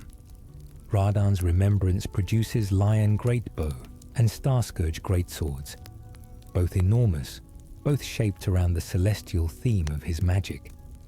Millennia's gives Millennia's Blade and the Hand of Millennia, weapons with built-in lifesteal that reflect her Scarlet Rot mechanic, healing her when she damages you. Rykard's gives the Rykard's Rancor incantation and the Blasphemous Blade, a sword that heals the user when they kill with it. A perfect expression of a man who absorbed others into himself. Mog's gives Mogwyn's Sacred Spear and the Blood Boon incantation, both instruments of the Formless Mother's communion. The weapons are portraits. Each one tells you who the demigod was in the only language weapons understand, what they do to the body, what they take, what they return. Hold a demigod's weapon and you are holding a compressed version of their entire existence, reduced to the grammar of violence. The legacy in the Land of Shadow. The Shadow of the Erdtree DLC expands the demigod family and deepens the existing lore. But its most significant contribution to understanding the base game's demigods is what it reveals about Miquella. Miquella's story in the base game ends at Mogwyn Palace. His cocoon, Mog's arms around him, the unresponsive silence. The DLC reveals that Miquella orchestrated everything from inside that apparent passivity. The enchantment of Mog, the use of Mog's body as a ritual vessel, the reconstruction of Radan, the entire journey into the Land of Shadow as the final act of a plan centuries in the making. He wanted to become a true god on his own terms, free from the Greater Will's influence, and he was willing to shed everything to do it, including his emotions, including the compassion that had defined his public character, including the people who loved him and expected kindness in return. Sir Ansbach, one of Mog's most loyal commanders, discovers the truth about what Miquella did to Morg and is broken by it. The demigods of the base game cast shadows into the DLC, and those shadows reveal that even the figures who seem most sympathetic were pursuing agendas that required the use of others as instruments. In Elden Ring, power and care are almost never found in the same person at the same time. The Tarnished among the children of gods. The Tarnished, the player character, enters the lands between as the final piece of a theological mechanism. The Elden Ring is broken. The demigods have spent an age at war, and now someone stripped of grace and returned from exile is supposed to fix it. What makes this framing unusual is that the Tarnished is, in most paths through the game, not fixing the demigod's damage, but continuing it. You kill them. You take their great runes. You strip the world of its most powerful remaining figures and then claim the throne yourself, or choose one of several alternate endings that reshape everything else. The demigods you have been learning about, their histories, their tragedies, their loves and loyalties and obsessions, are obstacles in the game's mechanical terms. Knowing Morgoth's full story does not make you put down your weapon. Knowing Melania's grief does not stop the fight. There is something honest about this. The Tarnished is not a demigod's rescuer or their avenger. They are the thing that comes after, the new force entering the broken system, shaped by everything that came before, but not bound by it. The demigods shattered the world. The Tarnished walks through the pieces and decides, one choice at a time, what to do with what remains. The end that waits beyond all of them. Whatever ending you choose in Elden Ring, whether you become Elden Lord yourself, whether you usher in Ranni's Age of Stars, whether you let the frenzied flame consume everything, whether you restore the Golden Order or found something new, the demigods are gone. Their era is over. The children of Marika and Godfrey, born into impossible conditions, shaped by a divine order that used them and a war that consumed them, have all passed into the silence on the other side of their stories. Godwyn sleeps beneath the Erd Tree, a body awaiting something that cannot come. Rykard regenerates in his volcano, patient and immortal and alone. Morgoth is golden dust, held at the end by the father who never freed him. Malenia waits in her Haligtree for someone to end the fight. Radan was resurrected only to fall again. Ranni journeys outward into a cold and distant cosmos with her chosen consort. Mog is used as a vessel and discarded. Miquella ascends and loses everything it cost him to get there. They are complete now, in the way that tragedy is complete. All their potential spent, all their choices made, all their love and grief and rage resolved into the particular shapes of their particular endings. You carry their great runes because someone has to. The age they made by breaking the world is the age you now inherit. What you do with it is the only question that remains. The Crucible and what it remembered. Before the Golden Order constructed its theology of purity and grace, the lands between existed in a state called the Crucible, a primordial soup of life in its most abundant and undifferentiated form. The Crucible produced creatures with aspects that modern theology would call monstrous. Horns, tails, wings, scales, branching appendages growing where smooth skin was expected. It was rich and strange, generous with biological variation in a way that the Golden Order would later systematically suppress. The Crucible Knights, a class of elite warriors who appear as recurring bosses, still practice combat techniques that summon these ancient aspects. Some of them can grow tails that sweep entire arenas. Others manifest wings.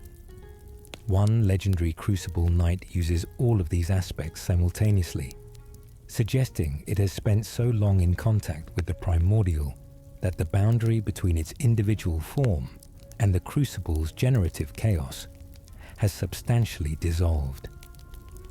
The Omen twins, Mog and Morgoth, carry the Crucible in their flesh. Their horns are not deformities in any objective biological sense, but expressions of the world's original creative abundance. The Golden Order called that abundance a curse. The Crucible Knights worshipped it as a tradition. The gap between those two positions is the gap between what the lands between was and what the Golden Order decided it should become. The Numen who became a goddess, Marika herself was not always divine. Before she became the vessel of the greater will, before she established the Golden Order, before she was Marika the Eternal, she was a Numen, a member of a rare human tribe said to originate from outside the lands between, who live uncommonly long lives and possess unusual resilience. The Numen are associated with shadows, with the dark side of divine power, and their tradition produced the Black Knife assassins who carried out the Night of Black Knives on Rani's behalf. Marika's origins in this people gives her story a specific texture. She was not born into divinity. She was chosen, elevated, and transformed from something mortal and specific into something immortal and universal. Her transformation required extraordinary violence, the subjugation of many peoples, the founding of an order that redefined what was holy. And somewhere beneath the goddess is the Numen woman, who made the choice to reach for power. What she gave up to become Marika the Eternal, what she felt about the children she imprisoned, and the order she constructed, is not made entirely legible by the game. But knowing she was once mortal, once a member of a specific people with their own traditions, makes her silence in the narrative feel less like divine inscrutability and more like deliberate concealment. The Erd Tree that feeds on the dead. The Erd Tree is the central image of Elden Ring, the vast golden tree whose light covers everything, whose roots extend through every corner of the lands between, whose branches define the sky. It is also, lore-wise, a parasite. The golden roots that players navigate in the underground regions are growing through and absorbing the dead. The people who were buried in the lands between, whose remains were supposed to remain in the earth, are being consumed by the Erd Tree's root system. This is where the tree's golden glow comes from. The golden amber color that characterizes both the Erd Tree's light and the grace that tarnished follow is derived from absorbed mortality. The death root, the corrupted remains that did not properly merge with the Erd Tree, that instead became sources of destined death, is what happens when that absorption process fails. The Erd Tree that the Golden Order worships as the source of all grace and the promise of a good death is, underneath the theology, an organism feeding on the corpses of everyone who has ever died under its branches. Morgott loved this tree. He devoted his life to its protection. He knew, presumably, what it was. Radagon's impossible identity, Radagon of the Golden Order, Marika's second husband, father of Miquella, Malenia, Rani, Radan, and Rykard alongside their respective other parents, is also Marika. Not metaphorically, they are the same person. This is perhaps the most cosmologically bizarre revelation in a game full of them. Marika and Radagon are two aspects of one being. She, the vessel of the greater will. He, the high priest of the Golden Order, both existing in the same body at different times. When Marika assumed the female form, she was Marika.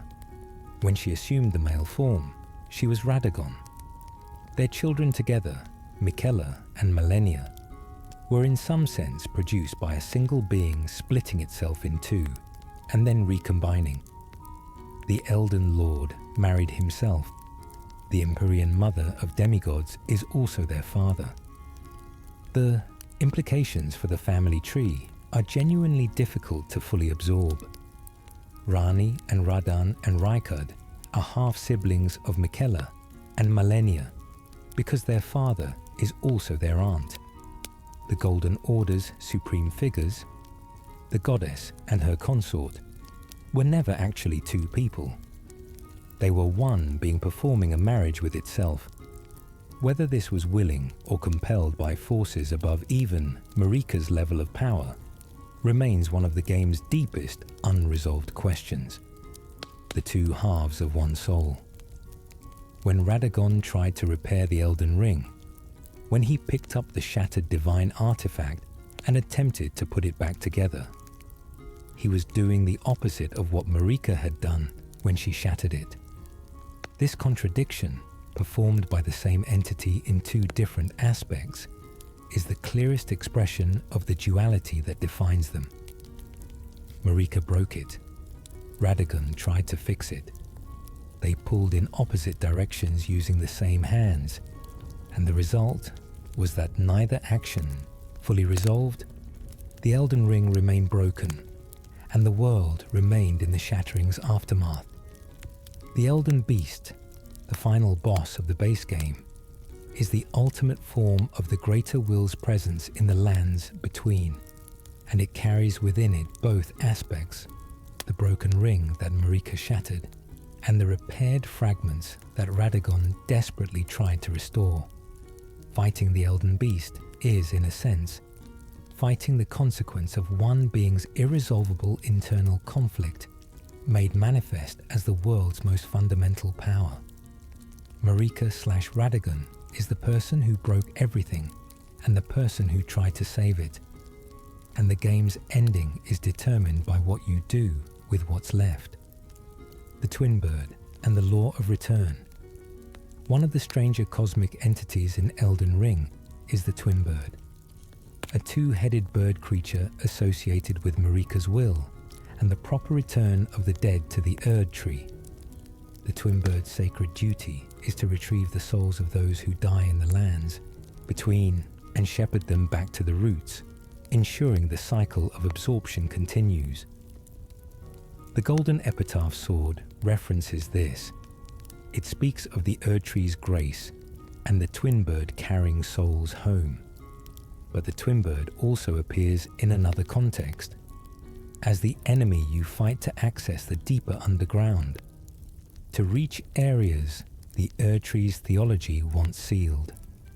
The same cosmic functionary that ensures proper death and proper return is also the guardian of what happens when that process fails. Death in Elden Ring is supposed to go somewhere specific, when it doesn't, when corpses become death roots, when souls refuse to return, when destined death leaks back into the world. The Twin Bird's role shifts from gentle shepherd to militant enforcer. The Demigod's deaths and half-deaths and undying states are, in this cosmological framework, not just personal tragedies, but systemic failures that the Twin Bird exists to prevent. The Sealed God.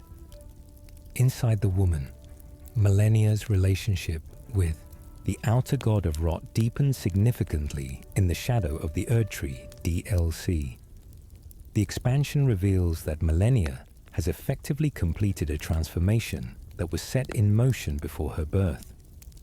The outer god of rot, which lived in her flesh as an affliction, has become fully integrated into her identity.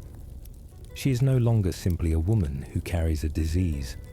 She is a goddess of rot in her own right, her human form a vessel that has been gradually replaced by something divine and fungal and endlessly generative.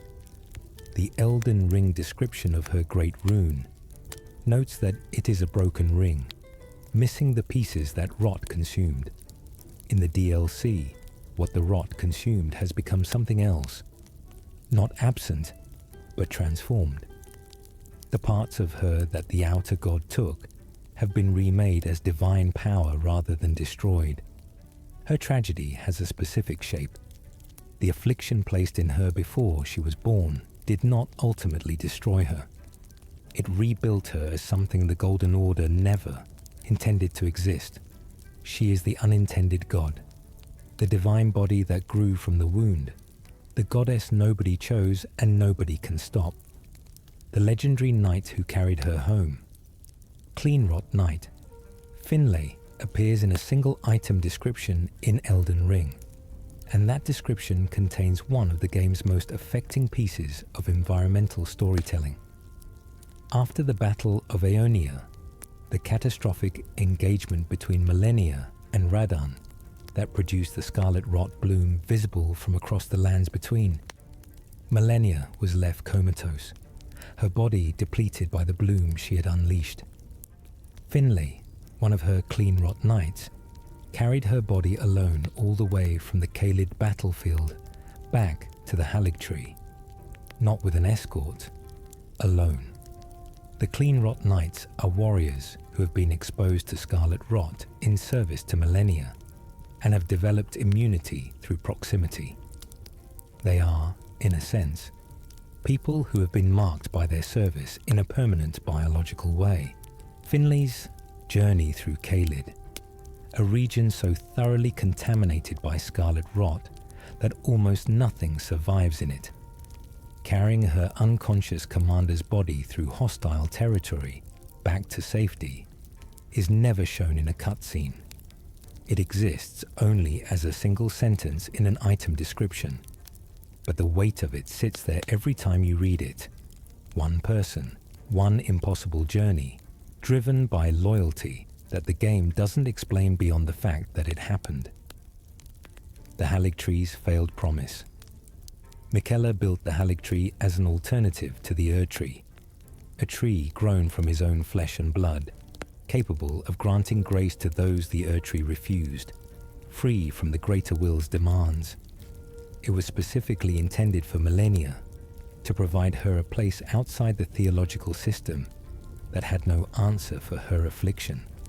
The Haligtree grew, and Malenia came to it, and Miquella entered his cocoon to accelerate his transformation into a true god who could protect and bless his creation. Then Mog took him. The Haligtree, without its creator to tend and develop it, began to die. By the time you reach it in the game, it has been partially consumed by the scarlet rot that followed millennia into its branches. The sanctuary Miquella made for his sister became the site of her most devastating rot bloom, because without him to contain or channel the process, the god inside her had nowhere to go but out. The Haligtree is full of scarlet rot. The golden leaves that were supposed to represent Miquella's alternative grace are falling in a diseased rain. The beautiful, generous thing he made for his sister became a monument to his absence, rotting from the inside while she fought endlessly at its heart.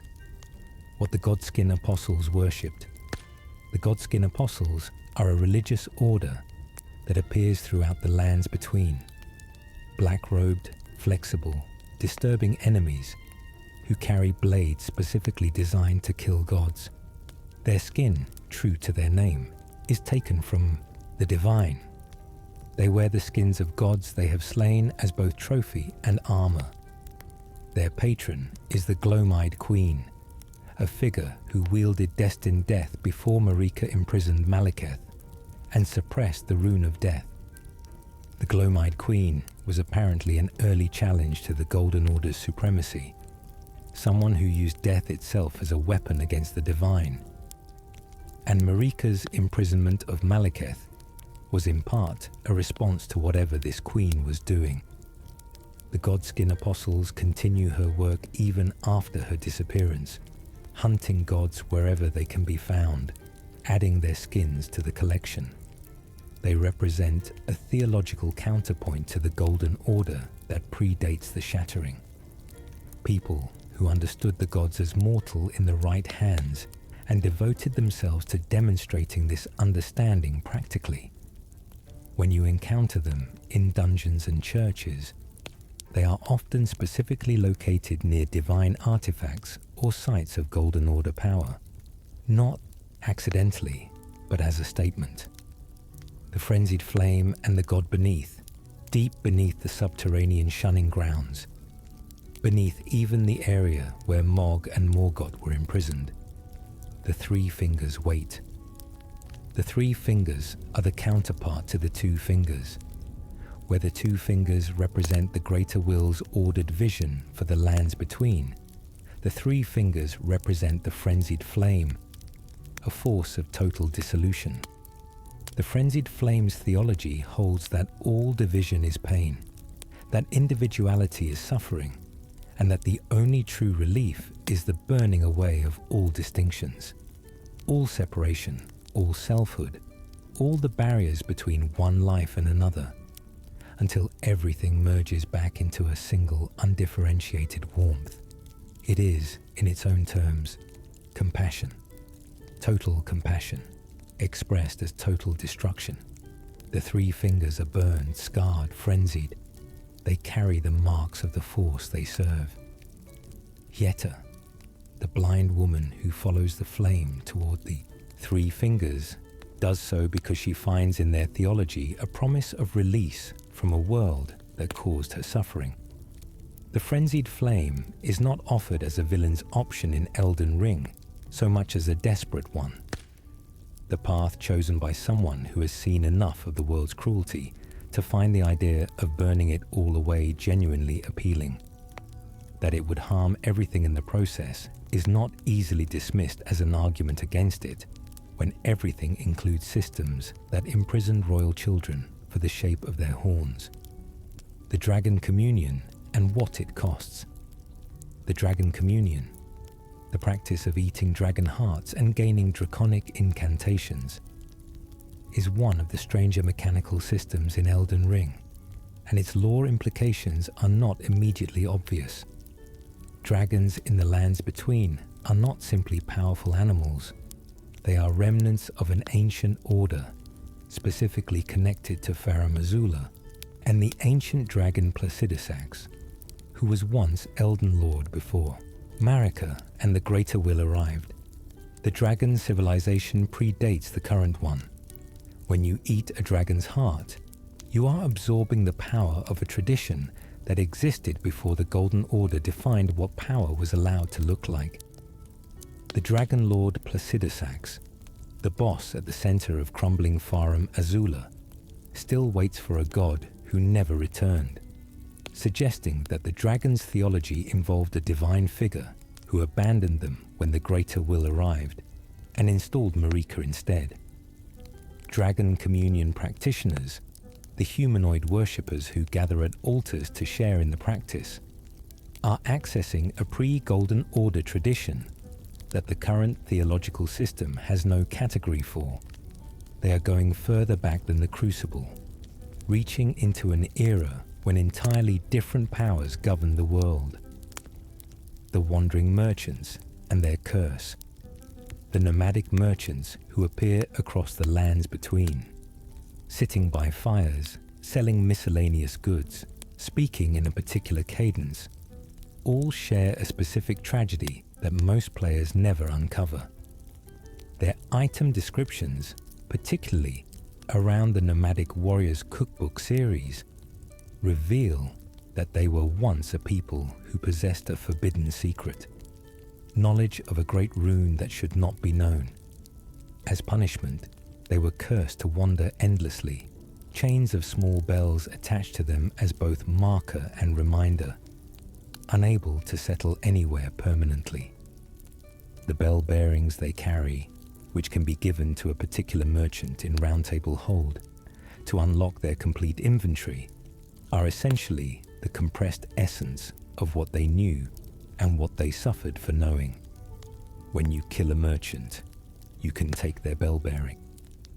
The game gives you a practical reason to collect these, expanded shop inventory, while the lore sits underneath, quietly noting that every merchant you killed was a person serving a centuries-old sentence for a crime of knowledge.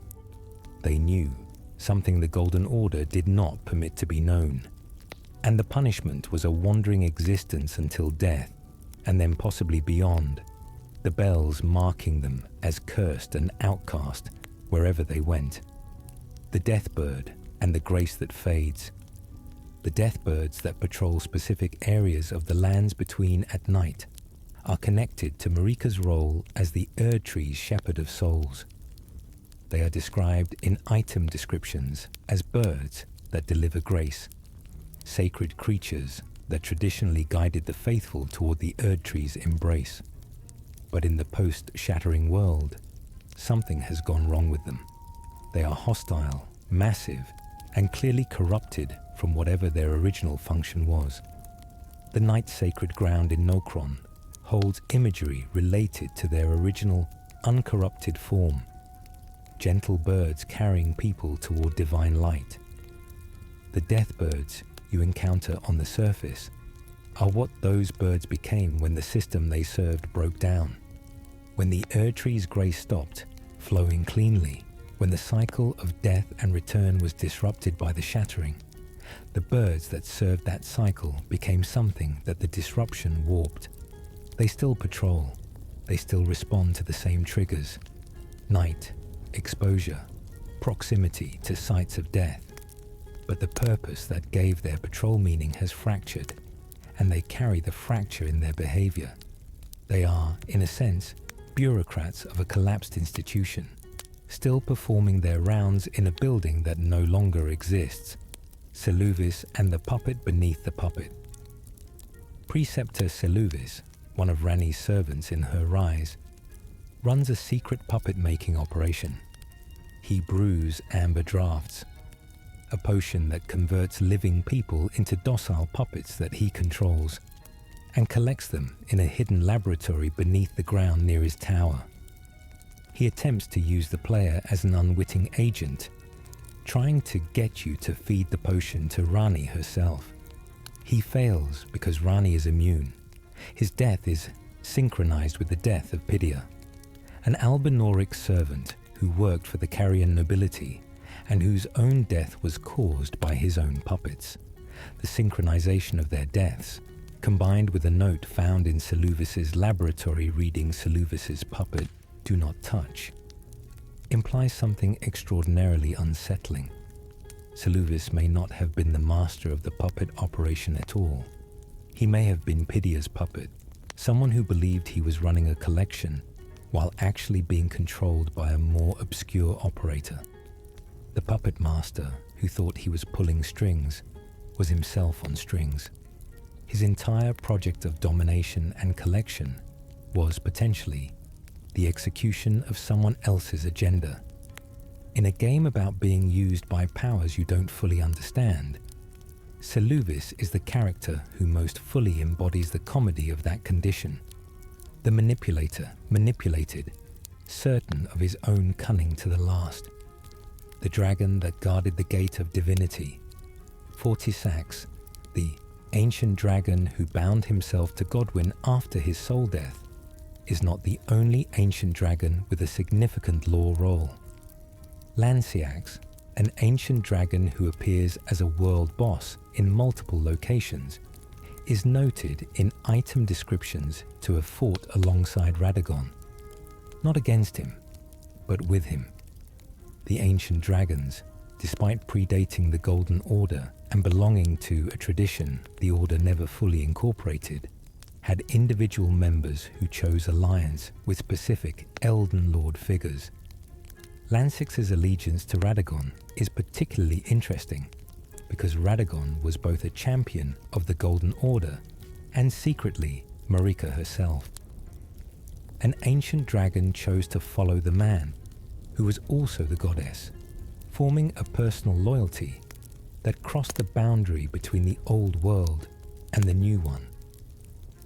After Radagon's death, after the full revelation that Marika and Radagon were the same being, after the shattering, Lanciax continues to appear in the world, still associated with Golden, Lightning, still carrying the combat techniques she apparently learned or developed in alliance with the Golden Order.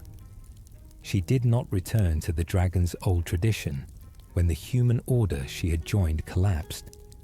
She stayed, practicing what she had been practicing, loyal to a way of fighting that her partner took into death. The Perfumers' Hidden War. The Perfumers, an artisan class in Elden Ring, who create weapons and tools from distilled biological essences, appeared to have been engaged in a covert conflict within the Golden Order that most surface-level lore misses. Their craft involves reducing living things to their essential qualities and deploying those qualities as tools. Spark aromatic bottles fire from refined essences. Uplifting aromatic creates a battlefield enhancement from distilled spiritual substances. What the deeper item descriptions suggest is that the perfumers were using their craft to access the crucible, the primordial biological richness, in ways the Golden Order had officially suppressed. They were, in effect, scientists who had found a way to preserve and use the old biological traditions while operating within the Golden Order's institutional structures. Their conflict with the Erdtree's theological authorities was not an open war. but a methodological one, a slow divergence between what official theology permitted and what the perfumers knew was possible. By the time of the shattering, many perfumers had established themselves in independent hermit merchant colonies far from official power structures. Their knowledge survived the collapse of institutions that had tried to contain it. In a game about what happens when divine order fractures, the perfumers represent what happens when specialist knowledge quietly outgrows the system that tried to manage it. The walking mausoleums and their purpose. The walking mausoleums. Enormous stone turtle-like structures covered in bones that wander specific areas of the lands between serve a specific law function that is elegantly purposeful. They are mobile sites for duplicating remembrances. The items dropped by major bosses that contain demigod essence.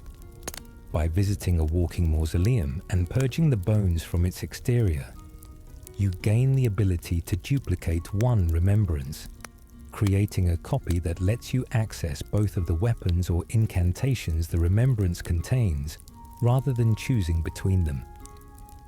But the law reason for their existence is different from the mechanical one. Mausoleums in the lands between are connected to death and preservation. They are the proper containers for what remains after a great being's death. Walking mausoleums are preservation structures that can move, that can keep pace with a world in motion, that do not stay in one place waiting to be forgotten. In a world where the process of death has been disrupted and proper endings are rare, the walking mausoleum represents a sincere effort to maintain some form of dignified preservation. The demigods whose remembrances you carry are, in the world's cosmology, properly commemorated by beings who cannot stop moving, who carry the weight of the dead on their shells as they walk the broken landscape in a slow and permanent memorial circuit. The fingerprint stone shield, a single item in Elden Ring, contains an implication so significant that it reframes several hours of gameplay if you notice it. The fingerprint stone shield has a description that reads, "A great shield of stone bearing countless fingerprints. Carried by Omen, it was used both as a shield and a tool of punishment."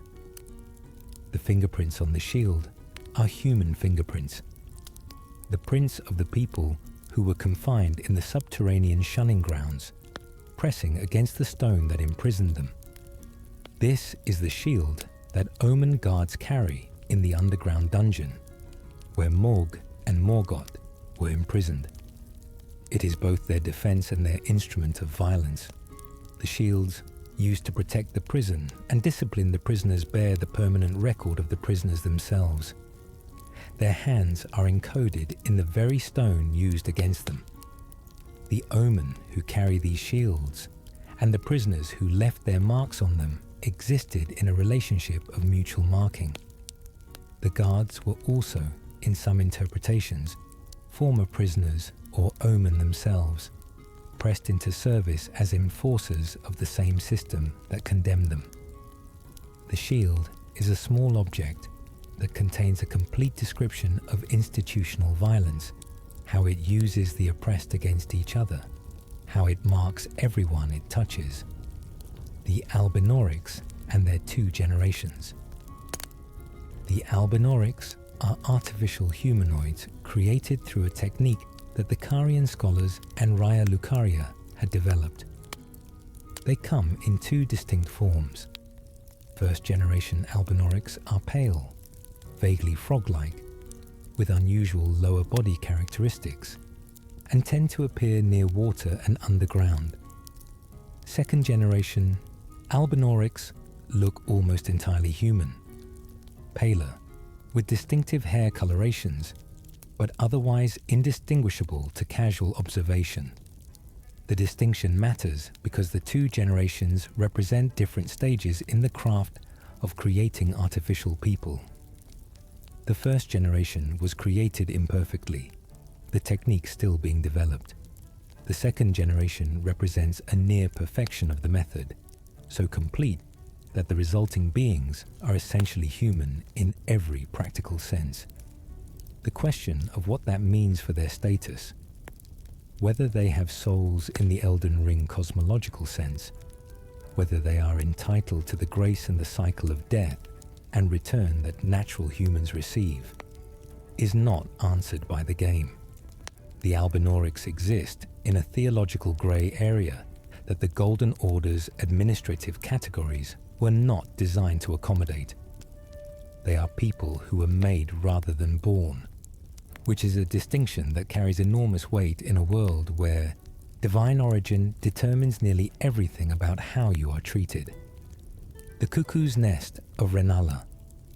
Renala, Queen of the Full Moon, after her defeat in Raya Lucaria's academy, sits in her amber egg and performs a ritual called rebirth, a service she provides to those who seek her. For a La Voltaire, she will remake you, redistribute your attributes, give you a new configuration of the same fundamental materials. What this reflects in the lore is both her specific power and her specific grief. Renala was the greatest sorceress of her age, founder of the Raya Lucaria Academy, keeper of the full moon's power. After Radagon abandoned her, after he was summoned back to Leyndell to become Marika's second husband, leaving behind a queen who had given him 3 children and elevated him from a wandering warrior to a figure of theological consequence, she broke. The amber egg she sits in, the students wrapped in protective golden magic around her, the constant ritual of rebirth that she performs. These are all expressions of a mind that retreated from a reality it could not survive directly. She performs rebirth for others as a sublimated expression of what she cannot do for herself. She cannot remake the marriage, cannot reclaim what was taken, cannot unbreak the before. So she sits in her amber and remakes everyone else, endlessly, holding fragments of her children's hair as the only physical connection to what her love produced. The astrologers who fell to earth. The glintstone sorcery tradition practiced at Raya Lucaria has a specific origin story. The Academy's sorcerers study the stars and the glintstone, the crystallized, solidified form of the wisdom of the stars, according to the item descriptions, as a way of accessing cosmic knowledge that exists outside the Golden Order's framework. Their tradition holds that stars are sources of intelligence, that gazing at them and studying them grants access to forms of understanding that cannot be obtained from earthly sources alone. The astrologers who founded this tradition were people who looked outward and upward when the Golden Order looked inward and downward, who found in the cosmos a source of knowledge that the Erdtree's grace did not provide. Renala inherited and expanded this tradition, becoming its greatest practitioner, teaching it to generations of students. The stars that Radan held in place with his gravity magic were not simply scenic. He was suppressing the movement of heavenly bodies that the astrologer's tradition depended on for navigation and knowledge. When Radan held the stars, he was, from the Academy's perspective, physically blocking their access to their primary source of information. The war between the Crucible tradition, the Golden Order theology, and the stargazing astrologers is the war of epistemologies. 3 different answers to the question of where truth lives. What lies in Faramazula, crumbling Faramazula, is an area suspended in a perpetual tempest outside of time.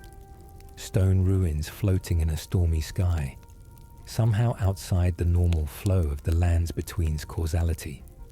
It is the domain of the ancient dragons, specifically connected to the dragon god who predates the current world order. Malekith guards it from outside, positioned at its access point to prevent entry. The beastmen who inhabit it are servants of an older tradition, neither Golden Order nor Crucible, but something prior to both. Inside Faramazula, at its center, Dragon Lord Placidusax waits in a kneeling position, still performing a vigil for the god who abandoned him, a god who left when the Greater Will arrived and installed Marika. Placidusax was an Elden Lord before there was an Elden Ring, as the current world knows it. His two heads face different directions, a visual statement about a being that has experienced the loss of something fundamental. He is, in a meaningful sense, the truest testament to what was lost when the Greater Will arrived. A lord without an era, an Elden Lord whose age ended not in war, but in abandonment, still waiting in the ruins of time for something that chose to leave. The stone platforms and who built them, the Siofra River, Ainsel River, and Noxtella Eternal City, the underground regions accessible through various wells throughout the lands between, were not built by the civilizations that currently inhabit the surface world. They are significantly older, connected to the Nox people, a group that was banished underground by the Greater Will for an unspecified transgression, possibly related to their attempt to create their own Elden Ring without the Greater Will's involvement. The Nox built their cities underground, built telescopes and observatories pointed upward toward a sky they could no longer access, maintained a tradition of night and starlight in spaces where no natural light reached. The Nox are largely gone by the time the player visits their ruins, but what they left behind, the stone platforms, the silver architecture, the eternal lighting that illuminates their abandoned streets, suggests a civilization that refused to accept its banishment as permanent, that kept building toward the surface even in exile. Their night sorceries, still accessible as spells, represent the knowledge they developed while looking upward from underground, trying to see the stars through hundreds of feet of earth and stone. The Tarnished as the last hope and the first threat. The framing of the Tarnished's return to the lands between is worth sitting with. The Tarnished were exiled, stripped of grace, sent out of the lands between, told they were no longer welcome or wanted in the world that had been built under Marika's reign. They wandered outside it as Godfrey wandered, becoming warriors and survivors through necessity. When the Elden Ring shattered and the lands between fell into chaos, grace was re-extended to them, not as an apology, not as an acknowledgement that the exile was unjust, but as a practical measure. The world needed capable combatants, and the Tarnished were available. The invitation back was conditional on usefulness. The Tarnished are not returning to a home that welcomes them. They are being deployed as instruments into a situation that the original inhabitants could not resolve. The demigods, born into impossible conditions, shaped by forces beyond their control, are now to be defeated by people who were exiled for reasons the game never fully specifies, recalled because their capacity for violence became useful again. The Tarnished story and the demigod's stories are not separate narratives. They are the same story told from different positions in the same broken system, one from inside the divine order and one from outside it, both ultimately shaped by powers that treat people as means rather than ends. The kindling at the world's end, every path through Elden Ring, every possible ending, requires the Tarnished to approach the Erd Tree. Specifically, it requires the Erd Tree to open. In the base game path, this is accomplished through Melina's sacrifice. She burns herself to provide the kindling necessary to open the sealed entrance, and the Tarnished walks through the flame into what waits inside. If you pursue the frenzied flame path, you become the kindling yourself, carrying the Three Fingers fire rather than accepting Melina's sacrifice. If you pursue Rani's path, the question of kindling is bypassed entirely. The Age of Stars ending does not require entering the Erd Tree at all, because Rani's vision involves removing the Elden Ring from the lands between, rather than repairing it. The Erd Tree is the building around which every path in the game orbits. Every ending is defined by your relationship to it, entering it, burning it, bypassing it, or inheriting what it leaves behind. The demigods, whose stories you have walked through, spent their entire existences in relationship to the same building, some loving it, some fighting it, some trying to replace it, all of them shaped by its presence and its rules. You are the last figure in a long line of people deciding what to do with the tree that stands at the center of everything.